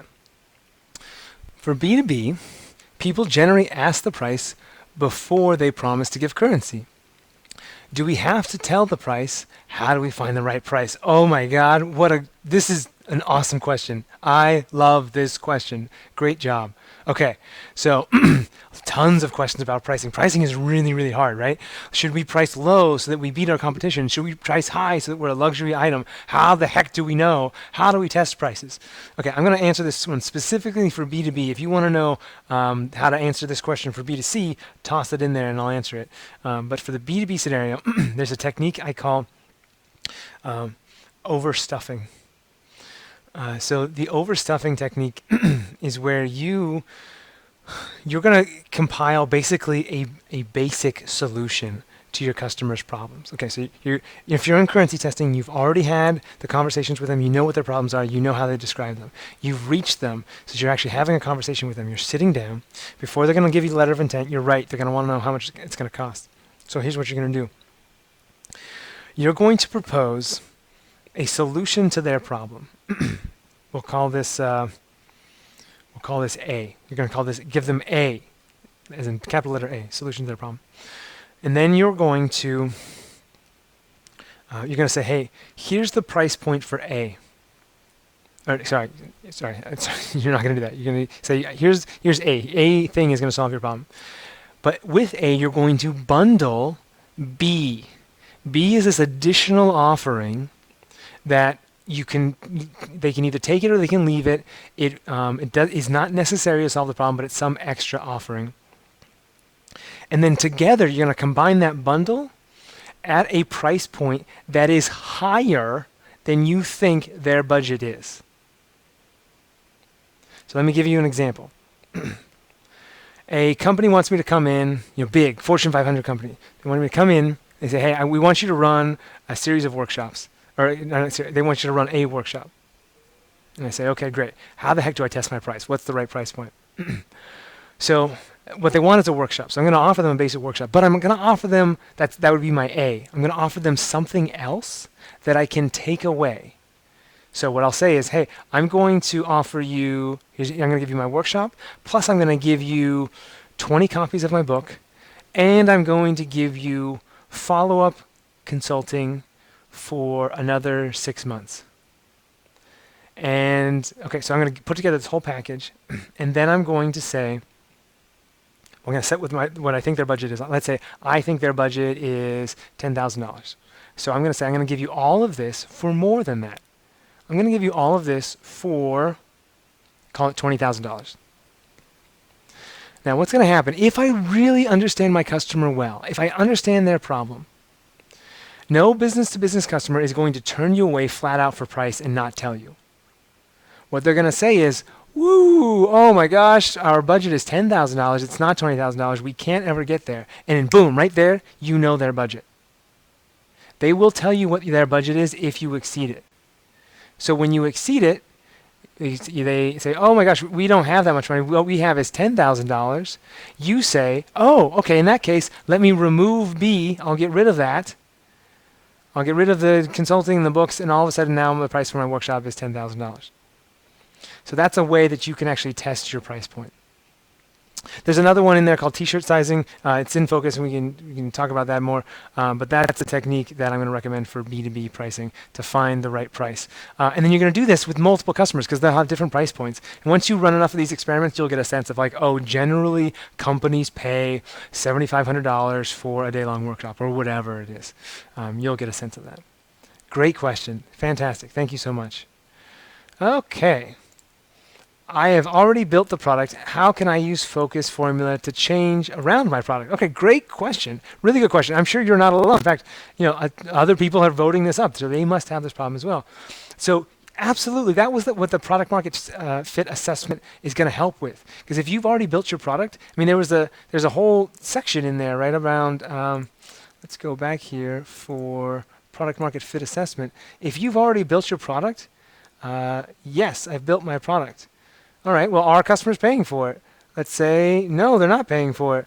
Are customers using the product? Yes. Why aren't they using it? Well, I tried charging, but no one would pay. Why aren't they paying? Well, I'm not evoking emotions. So this entire process is going to work no matter where you are in your startup journey. Absolutely. So fill out the product market fit assessment, answer it honestly, and it will tell you what phase you're in and what step you need to do next. If you need any clarification about that, let me know. Toss it in the questions. But absolutely, this is designed to work for people who have already have a product and are looking to go and modify it. All right. So to get 60%, let me go back to I've actually got this cool view here so you guys can see. To get 60% of customers that want your product, how many customers should you be talking to or interviewing? If I talk to 5 people and 3 of them have an active need, that's 60%. Oh, I love this question. Thank you so much for asking this question. Okay, so the way this works is you are going to find 5 people who are actively trying, excuse me, not 5 people. You are going to interview 5 people at the beginning, and then you're going to stop. So you're just going to interview 5 people, and then you're going to stop. Then you're going to do something called the 5 interview checkpoint. And what that checkpoint is going to do, it's going to help make sure that you're interviewing the right set of customers. And when I say right set of customers, what I mean is that a lot of times founders they go in and we start interviewing customers, and then we hear a ton of different problems. One person says this is the problem, another person says this is the problem, another person says this is the problem. When that happens, it means you're interviewing people across customer segments. You're interviewing basically different customers. And that's fine. That's what this interview process is about, to identify that, oh my gosh, that I thought I could interview fathers. I'm interviewing parents, and fathers are telling me one problem and mothers are telling me another problem. I thought parents was my customer segment, but it turns out that it's mothers are my customer segment. So after 5 interviews, you're going to get a sense of whether or not you're actually hearing consistent patterns come up. And then you're going to sort of change gears and say, oh, okay, you know what? After interviewing 5 parents, I know that I need to talk to more 5 mothers so I can hear a consistent pattern. All right, so you'll know you have a consistent pattern when at least 60% of the people you're talking to are saying they are actively are saying the same thing. So once you've identified a small customer segment, you'll be able to know what your customers say before they say it. It'll be super cool.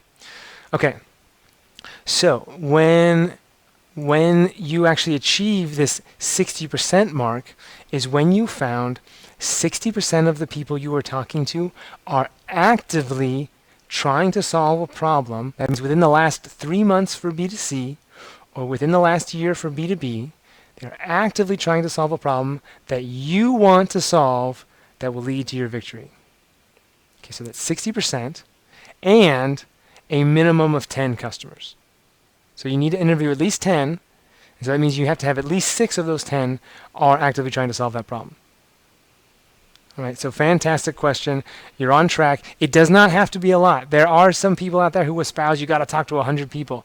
I argue you only have to talk to 100 people if you're interviewing the wrong people.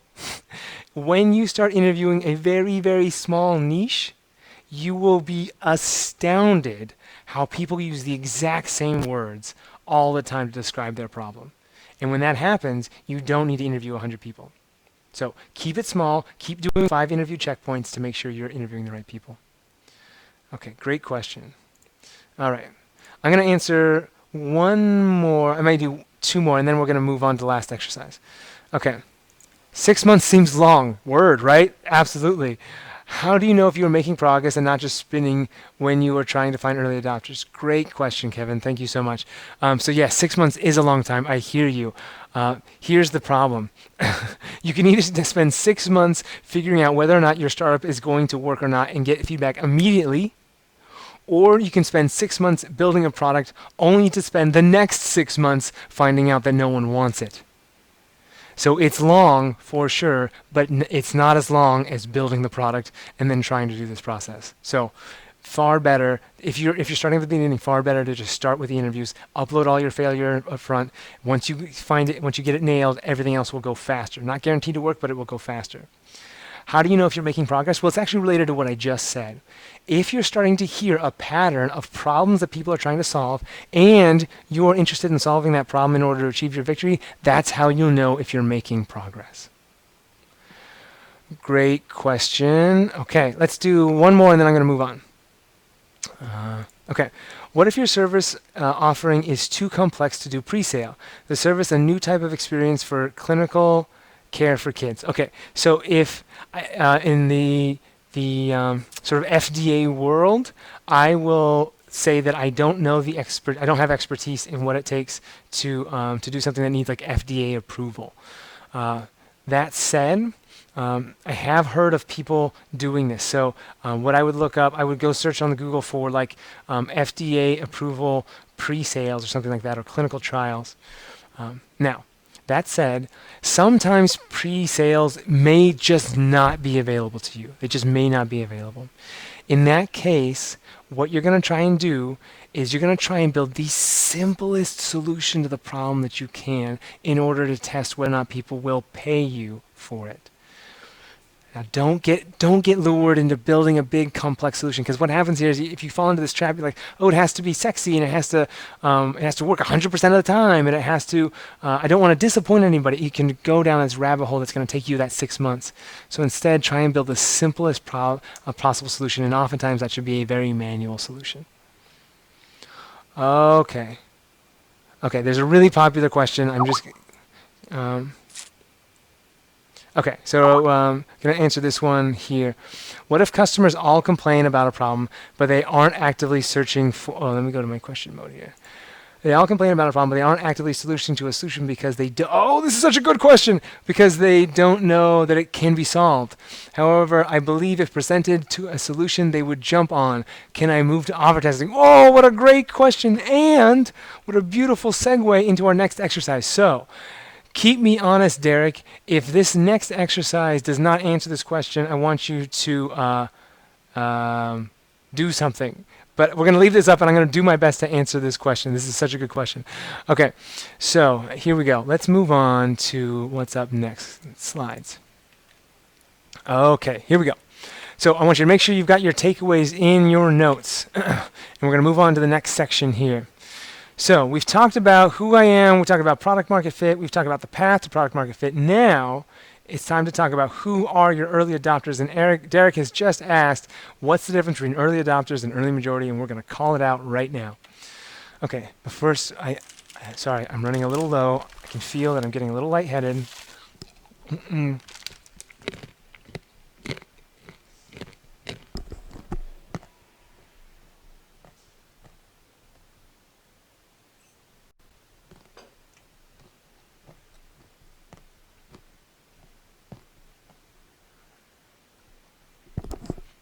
My apologies for that. Derek, your question is so good. You got me reeling. Okay, here we go. So, we know the 5 phases of product market fit. The first phase is finding these early adopters.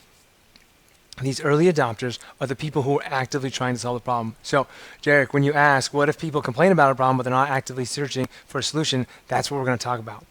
We're going to talk about how to find the people who actually are and see if they exist. We're going to do that by answering the question, who are your early adopters? So, first, a primer on early adopters. You have probably seen this curve somewhere. It's called the diffusion of innovations curve. It's made famous by the book Crossing the Chasm. And we're going to talk about four of the five different segments they talk about in that book. The first is early adopters, then early majority, late majority, and laggards. So the idea here is that this is your this is your growth curve. You're going to start very small with your early adopters. You're going to move on to early majority. Eventually you're going to get late majority, laggards, and then your product or feature will see the end of its life cycle. Ultimately, you will achieve your victory when you serve your early majority, a big pile of people called the early majority. But in order to do that, you must first serve a very, very small and targeted group of people called your early adopters. You have to start here. In order to get here, you have to start here. That's because these people will not trust a solution that is not being used or recommended by these people. So we'll talk about that in just a little bit, but basically the idea here is that you are an unknown quantity. Why would anyone want to give you their currency unless they were in this special group called early adopters? So we'll talk about those. So let's open up the early adopters exercise. So I'm going to make this one active. I'm going to take away the declaring victory. So hopefully you guys should see that up there now. Okay, so what I want you to do is I want you to fill in. Let me turn on my website here. You've got your blanks here again that you can fill out, and just fill these out along with me. So I'm going to do mine on my slides here. So for my segment, Startup Founders, go ahead and write your segment in there. And then you're going to just know, I don't have a place to draw this, but know that, remember, your victory is going to come from serving your early majority. That's ultimately where we want to head for product market fit. But You have to start with early adopters. You got to. There's no other way around it, at least no other way that I've seen. Now, the way that we determine whether someone we're talking to is an early majority or an early adopter is we measure their relationship to a given problem, to a hypothesized problem. So what I want you to do is I want you to write in the problem that you think your customer is actively trying to solve. In their words. This one's key. It cannot be people want a platform for making experimental communities. That's not a problem. And that's definitely not a problem that people would say. So you need to use their words, and it needs to, it would normally need to say something like, I'm not sure how to apply. It needs to say something like I or we. It needs to refer to the person themselves. So that's how you know if you're talking about from their words. Okay. So once you got the problem in here, now we're going to start measuring people's relationship to it. So we're going to start with the laggards here. Someone is a laggard if they literally do not have this problem.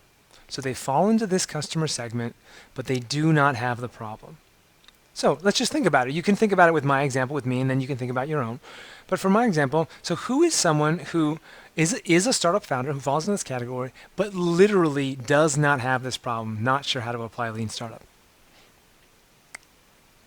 Eric Ries comes to mind. People who teach Lean Startup, serial entrepreneurs, serial successful entrepreneurs, people who are people who are not interested in Lean Startup validation at all. Those are laggards. So it turns out that not all startup founders are my customers. People who do not have this problem are not my customers. They're laggards. At least they're not my customers now. So I'm not going to target those. I should know that I need to not target people who don't have this problem. Because they don't have the problem. They don't know they have the problem, like they wouldn't say they have the problem, and they're not paying to solve it. So go ahead and in your little sheet here, you should be able to follow along with me. You should be able to go down here and you should be able to put in an X or say no or whatever you want down here. And then we're going to go back here. And then, so do that for your entire column here. Okay. And then next, let's talk about late majority. So the difference between late majority and laggards is that the late majority, they do have the problem, but they don't know they have the problem. So have you ever been in a situation where you have to feel like you have to educate someone? Earlier we talked about convincing customers. Oftentimes if we have to convince someone of anything, it's because we're talking to a late majority. We're talking to someone who we can see that they have the problem, but they don't see that they have a problem. And I'll tell you, spending your time trying to educate someone that they have a problem is just like the worst. It's awful, because not only do you have to get their attention, then you have to tell them they're wrong all the time. And I just haven't seen it work. Not in a startup capacity. Well, hell, not in a life capacity. How often do you like to be told things that you're not aware of, only to be found out later that someone was right? That's not enjoyable. You don't want to build your business that way. So if you have to convince someone, then there's no company here. Because they don't know they have the problem, that means they're not searching for a solution and not paying for the solution. Okay. Next up, early majority. Remember, these are our winners. These are who are eventually we're going to win with. These are people who have the problem, like late majority, but they're different because they know they have the problem. They will tell you that they have the problem. So Derek, what you're talking about here is that people who complain about a problem. So in your question, you say, hey, what if customers complain about the problem, but aren't actively searching for a solution? That's the literal definition of an early majority. Someone who complains about a problem but doesn't search for a solution. So that's great news that they exist. This is really good news. That means that there is someone here potentially that you can create your victory from, if and only if you can find the early adopters. In order for you to win over these early majority, you can try it. You can try presenting your solution to them, but I've not seen a lot of people have success just instantly convincing people, oh my gosh, I have a problem. I wasn't searching for a solution, but now that I see that there is one, I'm going to start using one. It's more like an interest. If you hear, oh, that's really interesting about your startup a lot, you're talking to an early majority. Interesting is another way of someone saying, oh, that's sort of cute and I kind of get it. What you want to hear is, oh my God, take my money. Please, please, please, can I have it yesterday? That's the sign of an early adopter. An early adopter is someone who has the problem, who knows they have the problem, and is paying to solve it. When you find these people, you are giving them a gift. There's no convincing, there's no presenting, there's no pitching. You're saying, oh my gosh, I see your problem. Please let me give you this solution, and then they will pull that out of your hands. That's what you're looking for in your customer interviews. Now, if you're feeling like this is very difficult to find, it's because it is. These people are very difficult to find, and that's the reason is that there are just not that many businesses that deserve to be built. This is why failure happens. It's because there are not enough problems that need to be solved to go around. There are a lot of problems that need to be solved, but not enough of them. So what happens is that people build a bunch of, it's basically a shotgun approach. People start building a whole bunch of different solutions, hoping that maybe eventually that they can find an early adopter. But I want you to choose a different path. I want you to be smarter about this. I want you to, instead of doing shotgun approach, I want you to be very, very targeted. I want you to go search for the solution that people are actively trying to seek out. I want you to solve a problem for them. I want you to serve them. And by doing so, I want you to achieve your product market fit. So I told you it's hard to find these people. Let's talk about how you go about doing it. So below here, you're going to have a space to fill in your version of behaviors. But basically what I want you to do is I'm going to give you 90 seconds. I'm going to give you 2 minutes, and I'm going to have you write in what steps you would take if you were in this customer's shoes to solve this problem. What steps would you take if you were in your customer's shoes to solve this problem? Now, one thing I want to mention for the B2B folks out there, real quick, businesses don't buy products. People in businesses buy products. It took me years to figure that out, so I just want to lay it out for you. You are selling to an individual in a company. You might be selling to several different types of individuals, but you're always selling to an individual. So if you're in B2B, I want you to think, what steps would I do if I was in this person's role to try and solve this problem? Alternatively, what steps do you think they are trying to take to solve this problem right now? Okay, so I'm going to want you to write those down. So some examples for startup founders: someone who has the problem that they are not sure how to apply Lean Startup. They know they have the problem, and they're paying for a solution to not sure how to apply Lean Startup. They are doing things like, I'm assuming, going to a Lean Startup Machine event. This is like a weekend event where you actually do Lean Startup. So people who go to that, you have to pay money. So that is someone who is an early adopter. Next I have pays for an online course. So someone who pays for an online Lean Startup course, this is someone who's actively seeking a solution. Goes to the Lean Startup Conference, makes calls on Clarity. Clarity is a place where you can get mentoring and you have to pay for those calls. They buy Ash Moira's book. That costs money. They enroll in the Founder Institute. These are all things that someone would do if they are not sure how to apply Lean Startup and they are paying to try and solve it. So I'm going to give you 90 seconds to fill this out for your company's rock and roll.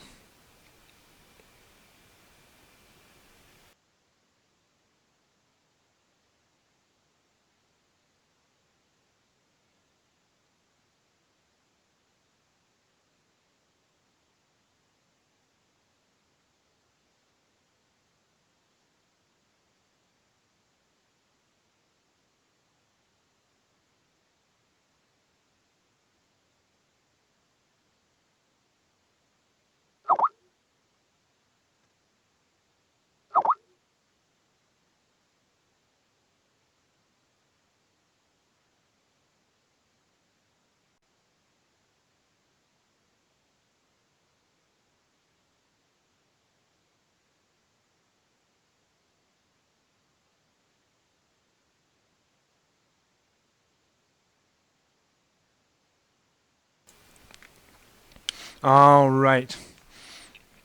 So once you've gotten your behaviors written down, you're going to turn those into something called externally observable behaviors. And what that means is this list of, like for example, this list of places that people go and look for solutions aren't necessarily places that I can tap into inherently. Just because someone goes to a lean startup machine doesn't mean that I know that or that I can find that person. So I'm going to convert that into what I call an externally observable behavior. Basically, how will you be able to find 5 people who are doing this thing?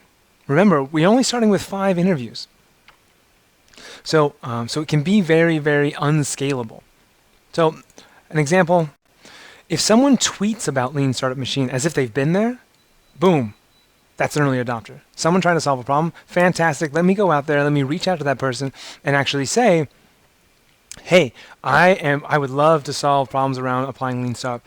Can I talk to you about your experience at Lean Startup Machine? And then boom, if they say yes, I've got an invitation to actually have an interview with them. Another version, they review the online course. So I can't tell everyone who's paid for an online course, but I can tell people who've left reviews. I can reach out and contact them. If they leave feedback on Clarity, if they leave a review on Ash's book, if they join the Founder Institute meetup group, what you're going to do is you're going to say, okay, how am I going to be able to discover someone who has taken this action, who is doing this behavior? You're going to write those into your externally observable behaviors. Try and get at least 3, because I want you to have next steps for actually finding your customers. So I'm going to give you another 60 seconds and so that you can turn in your externally observable behaviors.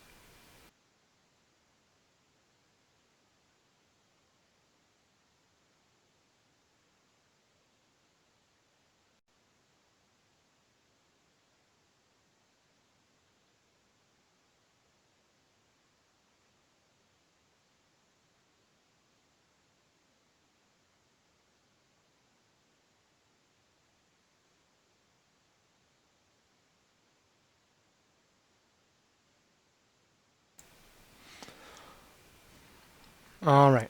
So while you're doing that, I'm just going to give you a heads up about timing. There's a lot of really good questions in here, and I probably will not be able to answer them all during this 2-hour window. So what I'm going to do is I'm going to make sure we wrap up on time, and then I'm going to stick around, and I'm going to answer a handful of questions afterwards. So feel free to go if you need to. There will be a recording of the session, so you can actually hang out and watch the questions later.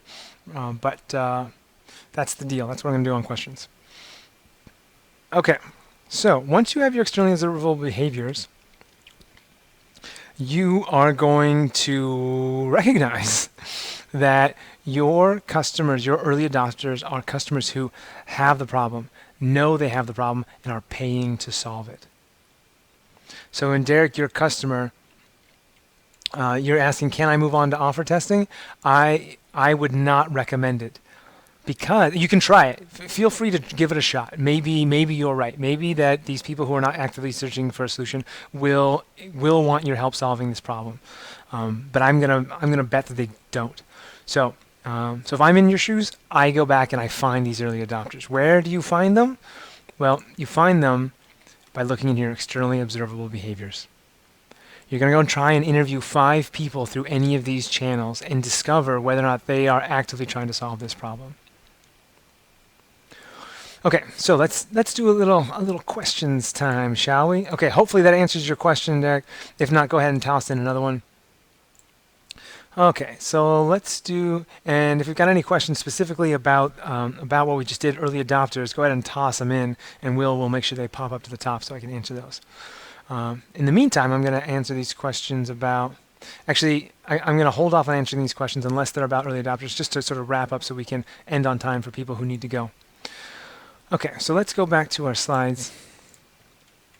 Okay, takeaway. So I want to make sure, again, in your notes section here, I want you to go in and I want you to go down and type down who are your early adopters. Let me get in my view so you can see it here. So, sorry, where are your early adopters? So I want you to write down at least 3 places that you can go find your early adopters. I want you to have those next steps ready for you, ready to rock. Okay. Okay, dokie. So let's recap our session today. So we talked about who I am. We talked about what product market fit is. It is declaring victory, being in a good market with a product that can satisfy that market. In other words, satisfying a market that satisfies you. Satisfying yourself, once you know what that is, it's going to make your decisions easier, going to give you the confidence to change course as necessary. It's going to help unify your team. Once you know what product market fit is for you, you understand the path to go achieve it. You know that just the business model canvas alone or lean canvas isn't enough because it doesn't tell you where to start, what tests to run, or how to run them. You know that there are 5 categories of riskiest assumption, and in order of riskiness, they are: you can find people trying to solve the problem, they want your help solving it, they will pay you for a solution, you can solve the problem, and finally, that you can scale to reach your product market fit. Those assumptions all correspond to a different phase of product market fit that you focus on one at a time. Each of these phases has specialized tests that you run to actually execute and move on to the next phase, and each phase builds on to the next phase. You filled out the product market fit assessment. That's going to tell you what phase you're in, it's going to tell you what your riskiest assumption is, and it's going to tell you what your next step is. You hopefully have those in your recaps in your notes section, and you know who your early adopters are. Early adopters are required for you to succeed, and they are the people who have a problem, know they have a problem, and are actively paying to solve it. Where to find them is to look in your externally observable behaviors. Okay, so free bonuses time. I mentioned this at the beginning, so I got a couple awesome bonuses for you guys. Let me turn those on so you can actually get to them. All right, so here we go. Bonus time. Bonus time. So, free interviewing email course. So I talked about this before. If you want help figuring out, how to ask for interviews, what to ask, what to do with the answers, how to not ask leading questions, that's all in the interview free email course. So go ahead and type your name in there. It will automatically enroll you, and we'll get you set up. Within the next week or so, you'll start getting those emails. That's a resource. I love it. It's super fun. And it includes videos for most of these things. So we get to hang out more if that's enjoyable to you. Okay, bonus number 2 is a $20 off coupon for the Focus Framework. So it turns out that I literally just launched Focus yesterday. So it's brand new in terms of being generally available. I've been testing it for the last 18 months, and it just became publicly available yesterday. If you guys want to try it out, I highly recommend it. I love it. It's awesome. It's still not perfect, and we will be iterating on it, but it's more of what we've done today.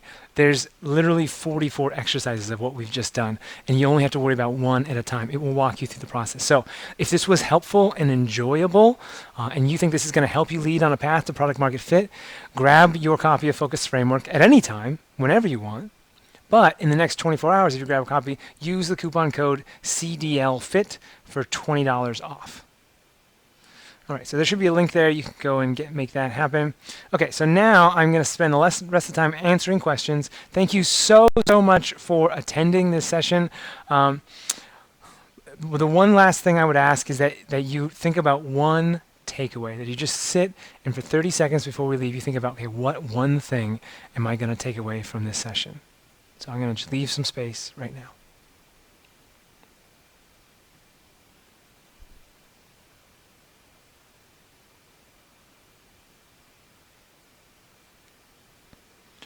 All right, for what it's worth, my one takeaway is that I want to come up with a way for you guys to take these worksheets that you filled out with you. So screenshots. So I'm going to prioritize that. So that's my takeaway. I hope you guys have one too. So with that takeaway, remember you got 24 hours to get the $20 off the Focus Framework. And this has been How to Find Product Market Fit. Thank you so much for joining us. Have a great day, and good luck taking your next step on finding your fit. Okay, so I'm going to hang out and I'm going to answer some questions here. Feel free to hang out with me and upvote some questions so I know what to answer first. But here we go. Oh wait, actually before you go, I totally forgot. I forgot. Okay, before you go, don't leave. Website. Feedback. I need your feedback. I really want your feedback. What can we do to improve? What did you love so I don't change it? So give me your feedback. Yeah, send that to me, and that's going to be super, super helpful so that I can improve this experience going forward. Like I said, I'm super passionate about this style of teaching and helping people find their product market fit, and your feedback is going to help me do that, help me know what to keep and what I can go and iterate on. So thank you so much for leaving that. All right, now on to questions. Okay. Questions. Oh yeah. So Will's reminding me that we are on. Oh yeah, let's do that. Totally do that. Okay, so We are on Product Hunt right now, like, as we speak, and let's see, Product Hunt. Let's go find us on Product Hunt, shall we? To home. Okay, so if you go to Product Hunt and you search on books, then you will find us. Let's see. You'll find focus. Here we are. Oh, you can't see that. Hold on. I'm gonna fix this. I'm gonna make it right. I hope I'm gonna make it right. There we are. Focus framework. Okay, so you'll find us. We're in the books. So if you go to producthunt.com and books, and then click in here, you will actually see that I'm doing, for the rest of the day, I'm going to spend the rest of the day leaving people video feedback on their landing pages. So if you have a startup and you have a landing page and you want some feedback on it, I will leave a 5-minute video giving you feedback on it. So go ahead and toss that in here. If you don't have Product Hunt commenting capabilities, send me a tweet at Justin_Wilcox, and then I will try and get to that. I can't promise that I'll get to everybody, but definitely shoot me a tweet, and then I'll see if I can get to everyone. Okay, so there we are on Product Hunt, and okay, now here we go. So we want questions. Back to questions. All right, we're all on the same page here. Let's get this back and lined up. Okay, so what is the best way to find contact early adopters to agree to get interviewed for customer validation? I've already your Mechanical Turk article, but that seems generally get low quality leads. Great point, Rocky. Really, really good observation. So what Rocky's talking about here is that there's a tool called Mechanical Turk that you can use to actually have conversations. You can pay a little bit of money and people will have conversations. The answer to this question, hopefully you already understand what I'm going to say before I'm going to say it. It's that you need to search in your externally observable behaviors. So you need to go look for where people are actively trying to solve their problems. I actually don't recommend Mechanical Turk for customer interviews anymore for this reason. So far better to actually look in the externally observable behaviors to actually find those customers. And when you find customers who are actively trying to solve the problem, they are much more likely to actually want to have a conversation with you. Okay, so as you get more focused on a specific customer segment, the hard part is finding enough people to talk to. What tips do you have about finding more early adopters to talk to? So this is a really, really good point, Kevin, that as you get more and more specific, there are fewer and fewer people to talk to, and this can be bad news that is also good news, or it can just be a straight up good news. So what I mean by that is, if you narrow the scope of the world so much that you're having trouble finding anyone who's actively trying to solve that problem, this is the kind of bad news that's good news to get. And by that I mean that there might not be early adopters out there, and there might not be a business here. The world might simply not be ready for you to solve this problem. So that's why when I talk about front-loading failure, that's what we're doing in this process. If you find that there just aren't people out there that are actively trying to solve a problem that want to talk to you, then there's no business to build here. Let's not pursue it. Let's go find what they are problem they are trying to solve. Now, it could also simply mean that you're having to niche and talk to a very small group of people, and that's fine. Again, we're going to start with 5, and then those 5, during those conversations, you're actually going to ask them, where are you looking for a solution to this problem that you're currently trying to solve? And they're going to tell you where to find others. So use your externally observable behaviors, talk to 5 customers, find the customer that most aligns with the problem that you're trying to solve, and then figure out what problem they are actively trying to solve. Ask them where they're trying to solve the problem, and then with that answer, go and find more people who are like them. Great question. All right, next up. Justin, to have another company to try and solve the same problem as my problem, that I would like to solve is a good signal or not? Ah, a question about competition. Thank you so much for bringing this up. So a lot of people think competition validates the market. A lot of people think you shouldn't go into a crowded space. I don't care about competition at all. I say competition is irrelevant unless your customers are talking about your competitors. If your customers know about your competitors, then you need to pay attention to them. But if they're already in the market and no matter what they're doing, if your customers aren't talking about them, then you don't care about them because it's only going to distract you. And if your customers don't care about them, neither should you. Your customers are the only people that matter. And the problems that they're trying to solve are the only people that matter. You will crush your competition, even if they were first to market, even if they're better funded, even if they have a bigger team. You will crush them if you understand your customers better and what problems they're trying to solve. So, for my mind, don't waste your time on competition. Focus on your customers instead. All right. What if you're building a multi-sided market? Do you offer early adopter searching on both sides of the market? Great question, Gio. Thank you so much for bringing up multi-sided market. I know you're not the only one out there who has this question. So you're spot on. Your intuition is perfect. That yes, you need to find early adopters on both sides of the market. So the question is, which one do you start with? I recommend starting with the harder one. And by that I mean, if you measure, sort of sit down and think, okay, if I got, let's take Craigslist, for example. So let's say you're trying to, compete with Craigslist abilities for people to sell used cars directly on Craigslist. So what's harder, getting people to post their used cars on Craigslist or getting people to buy used cars from Craigslist? I would argue it's harder to get people to buy used cars on Craigslist. If you can convince people to buy cars on there, then you'd be able to convince people to post them because people who are posting them are eager to find people to buy them. So you start with the hard side of the market. And then what you're going to do is you're going to start measuring and start interviewing the hard side of the market. Then you're going to start building out tests for the hard side. You're going to go all the way up through utility testing, a manual solution for the hard side of the market. So you'll go find people's used cars that they want to sell. You'll post them on Craigslist yourself. You'll try and connect buyers to them. And then and you'll do all this currency testing, offer testing, all that kind of stuff. Once you've proven that you can get the hard side on the market and solve their problem, then you go around for the second side. So they often say that double-sided markets are the hardest to build, and they're right because you have to solve both problems. The best way to do that is to solve one side of the problem really well, maybe with its own company, and then move to a marketplace, or if you can't, solve it really well manually and then add on the second customer segment. Great question. Thank you. All right. What are some examples of externally observable behaviors for a B2B segment? Okay, great question. So remember that a B2B segment is not really a segment at all, that it's people in B2B, in businesses who buy products. So let's take an example. So someone, my potential customers for these workshops that I'll do at enterprises. So who is the person who is having a problem that I can solve for them with a workshop?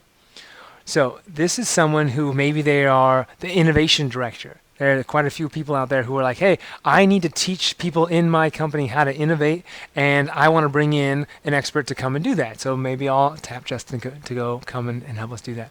So the problem that person is trying to solve is bringing in outside expertise to they basically want buy-in from their employees, and they think they can get it easier if they have an outside expert do it as opposed to them doing it.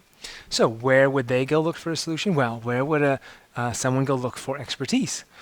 A lot of times they'll look at conference speakers. So if I've spoken at a conference, they'll go find me there. They may ask their peers, maybe on a LinkedIn group. Maybe there's an innovation director's LinkedIn group. Maybe they'll ask on Twitter. Maybe I can search for Twitter posts that mention lean startup or workshop by someone who has the title innovation in their description. So just the keys to finding B2B early adopters are the same. Identify which role within the within the company they are, what problem they're trying to solve, and where they would go to try and solve the problem. All right. Okay. How do you currency test for a service that will only be available in a few locations at launch and you don't know where those are going to be yet? Assume the company is both B2B and B2C, and the other business is determinant on the location. Oh, this sounds complicated. The first question I ask is there any way that you can run this in just one location? Because basically the goal is when we have complexity, every additional layer of complexity means that there's potentially more waste. And Lean Startup is all about eliminating waste. So the problem is the more and more complex you make this, the longer it's going to take for you to build, and the harder it's going to be for you to actually integrate the feedback that you get, because if something fails in a big complex system, it's very difficult to figure out where it failed. So to the best of your ability, I want you to start cutting. And so my sense is you're probably going to feel like that can't be done, but I'm going to really challenge you to focus not on a company that is both B2B and B2C. Cut that noise. Focus on just one segment.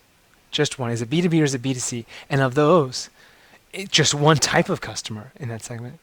And then I want you to focus on just one location. I really want to challenge you to do that, to really push that hard. And then if you can do that, that will sort of simplify your process, and then you can start doing these steps. You can try to go about this big bang thing, brother, but I am really, or sister, I am really concerned that A, it's going to take you too long, and B, that the feedback you're going to get is going to be too hard to integrate. So if you want to re-ask your question with one location and one customer segment in mind, I'm happy to help, but I basically just wouldn't do this. All right. What is the outcome that the letter of intent is meant to achieve? An order, a paid order, just a trial? Great question. The letter of intent should request payment, that you will pay me X number of dollars in order to use my software. Now, because it's non-legally binding, you can negotiate on price later and do all that stuff. You're going to set up and say, this is what I need to build a successful business. This is what I need from you to build a successful business. Do you agree that you will help me build a successful business so that I can solve your problem? So a trial is not enough. We do not want them signing a document that says, oh, sure, I'll try it. That's too easy. It's too easy, too low of a bar.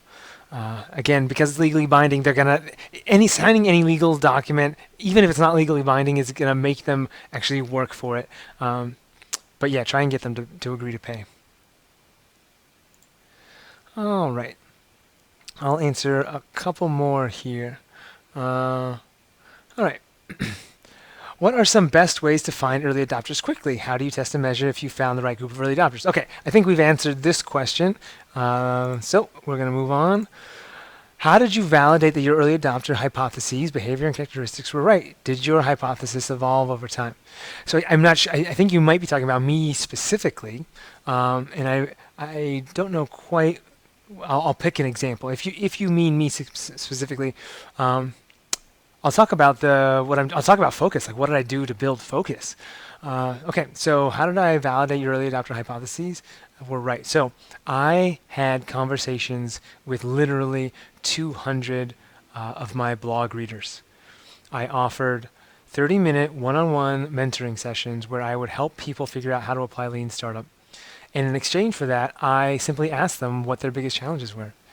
And so I conducted, like I said, 200 of these things. Part of that is because, the first time around, I didn't do as good of a job of interviewing as I should have, to be perfectly honest. And so I had to go and do some more.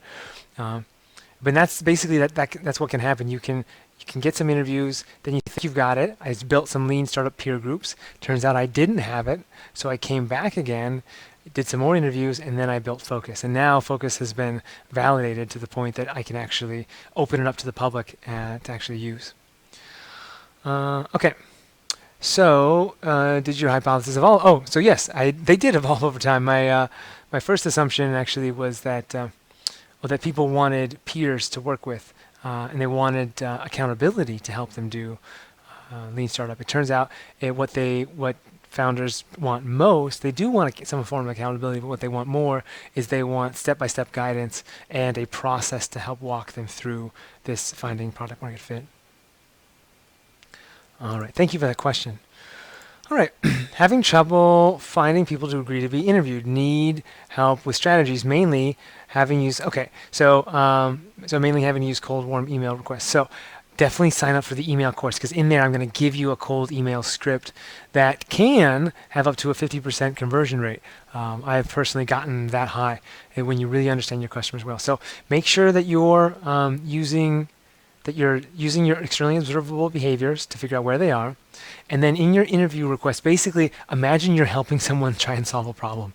And you're saying, hey, I'd love to help. I'm trying to build a company that solves X problem. I am not trying to sell anything at this point. I just want your feedback. If you combine that with a personal message, like literally personal, each one of these has to be handwritten, so that it doesn't look like spam, so people feel special. You combine those two things together and you should be able to increase your conversion rate. So yeah, sign up for the email course to get more of that. Okay. What software are you using for this webinar? Okay, this is definitely one of my favorite questions to answer because I am super proud of this software. I built this software from scratch. So it's just HTML and CSS that you're playing with. It uses an awesome service called Firebase. And Firebase allows the real-time connectivity so that as you vote, it automatically happens, and I can show you different exercises in the workshops. But everything you're seeing, all the activities, all the workshops, that's all basically blood, sweat, and tears that I've been pouring in to help make the online teaching and learning experience better. So yeah, that's the answer to that question. All right. How do I implement Focus Framework on a service-based business? You're basically going to do everything is exactly the same, except when you get to scaling, down to the scaling phase. What happens everyone ends up starting a service business. What I'm recommending everyone do is build a service business through utility testing. You switch from a service business into a product business only at scaling. And then one of the scaling steps is to actually build your product. So you're going to do everything the same, except when you get to scaling, you're going to skip the productization phase, and you're going to move on to into identifying additional customer segments until you have achieved product market fit. So largely the same. Great question. That's actually the first time I've been asked that question, and I really appreciate it. So thank you. All right. Do you have any good links for letter of intent, please? Not off the top of my head, but a Google search will find you a half a dozen copies. Will there be a recording of this session available for those who couldn't attend? Absolutely. So if you have co-founders who you want to have attend this session, you can send them the video. If you just have other people, absolutely, you can share this out with them. They won't be able to do all of the exercises. So what I'd recommend, if you want them to do the exercises, or you want people to do the exercises, if you grab a copy of Focus, I will be doing a set of backer exercises backer workshops over the next month. I'll be doing special backer workshops where we'll do this, but we'll walk step by step through probably the first book and maybe something else. So if you want them to have access to the exercises, then definitely have them grab a copy of Focus. Otherwise, they'll be able to see the exercises through the video. All right. Is there an apprentice program? Work as an apprentice with other locally to see the Focus Framework in action and practice apply it. Oh, that's an interesting idea. So there's no is the answer right now, but it's interesting. What we're thinking about doing eventually is putting together a program called Momentum that has a little bit of this feel that that people can go and get feedback from others. But this idea of actually working on someone else's, focus-oriented company locally is interesting. I'll have to think about that. Thanks for the suggestion, David. That's interesting. I'm going to leave this one up here. If other people find this interesting, upvote it for me, just so I get a sense of, is David the only one out there, or are there others? And if so, do you care enough to actually vote? Okay, so I'm going to unanswer this one and answer this one. It appears the focus framework is so focused on customer segment that it will be difficult to implement in disruptive product. Your thoughts? Okay, so maybe what you're thinking there, Sandeep, is that by being sort of so customer oriented that we will not be able to think outside the box and be able to disrupt things. I think that's what you're saying.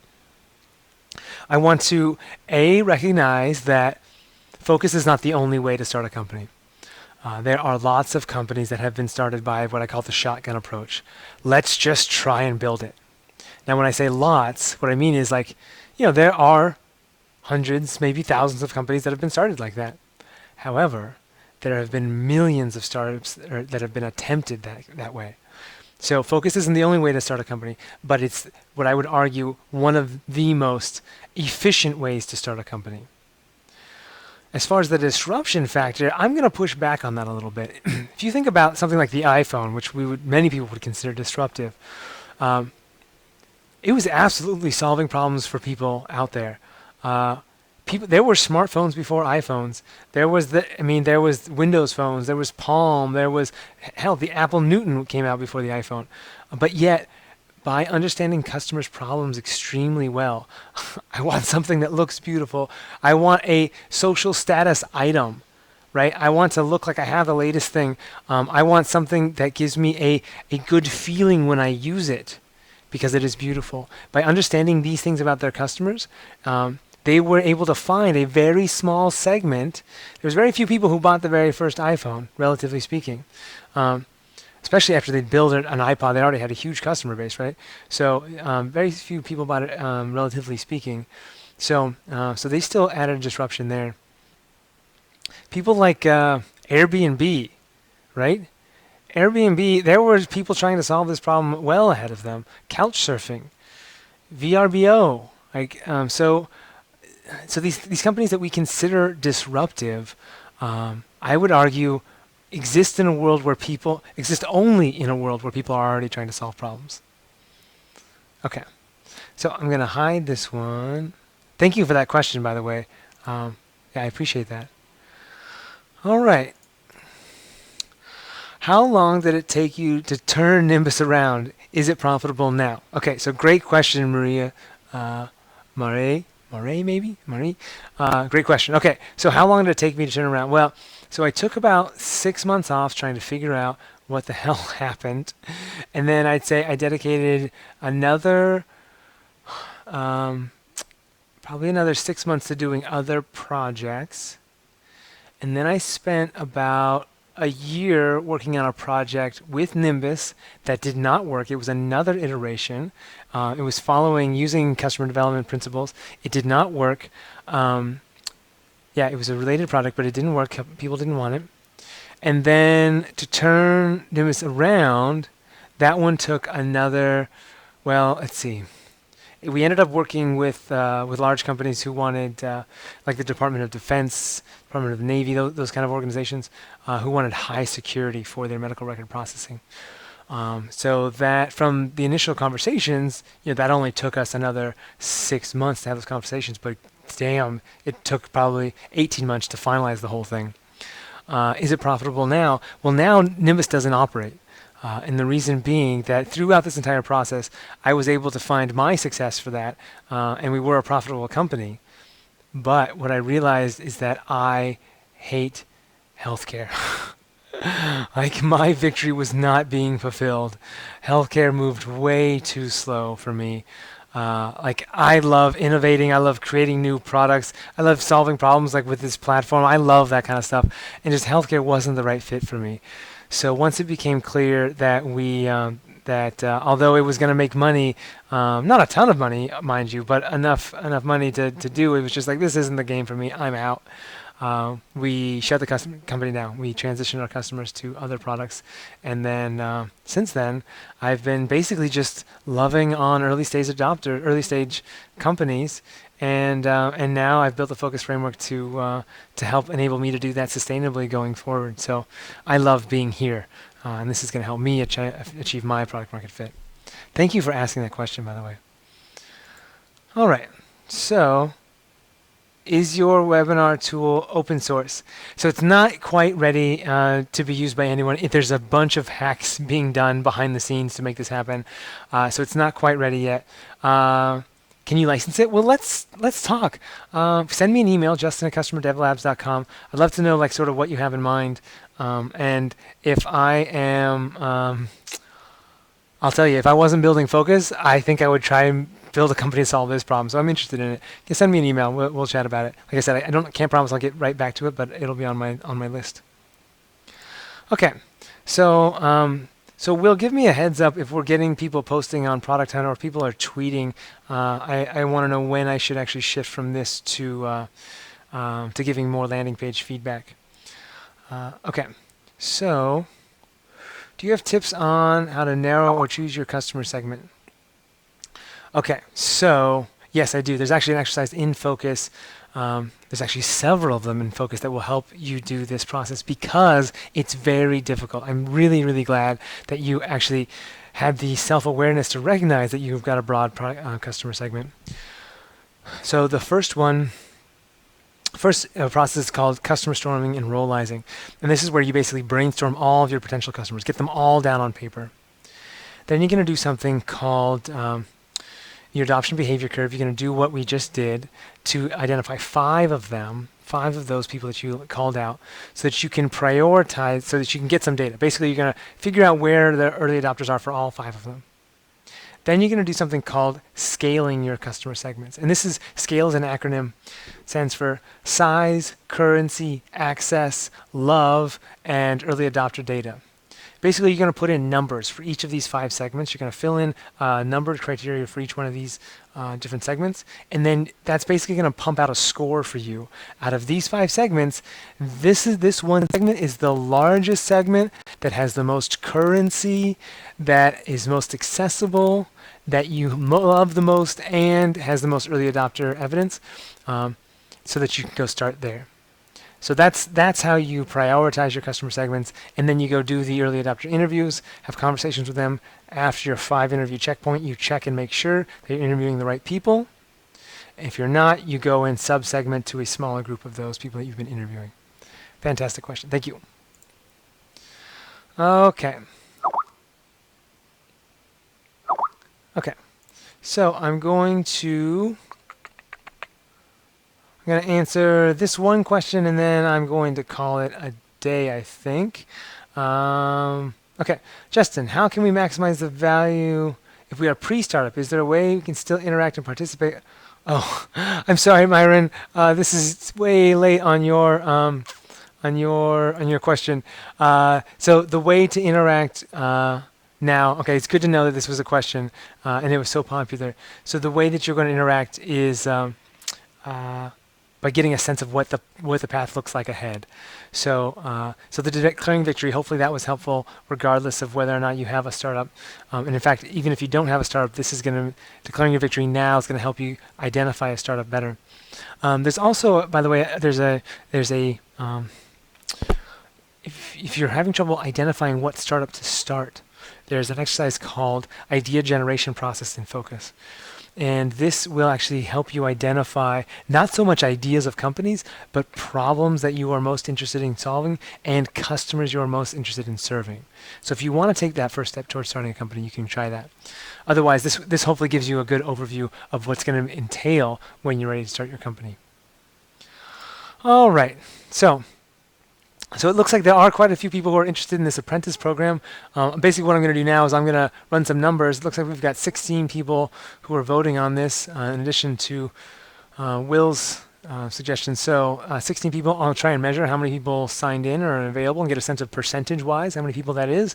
And if there are a lot of people percentage-wise who want this, then hell, you guys might have just told me the next thing that I need to build. So we'll give that a shot. Okay. There's key. All right.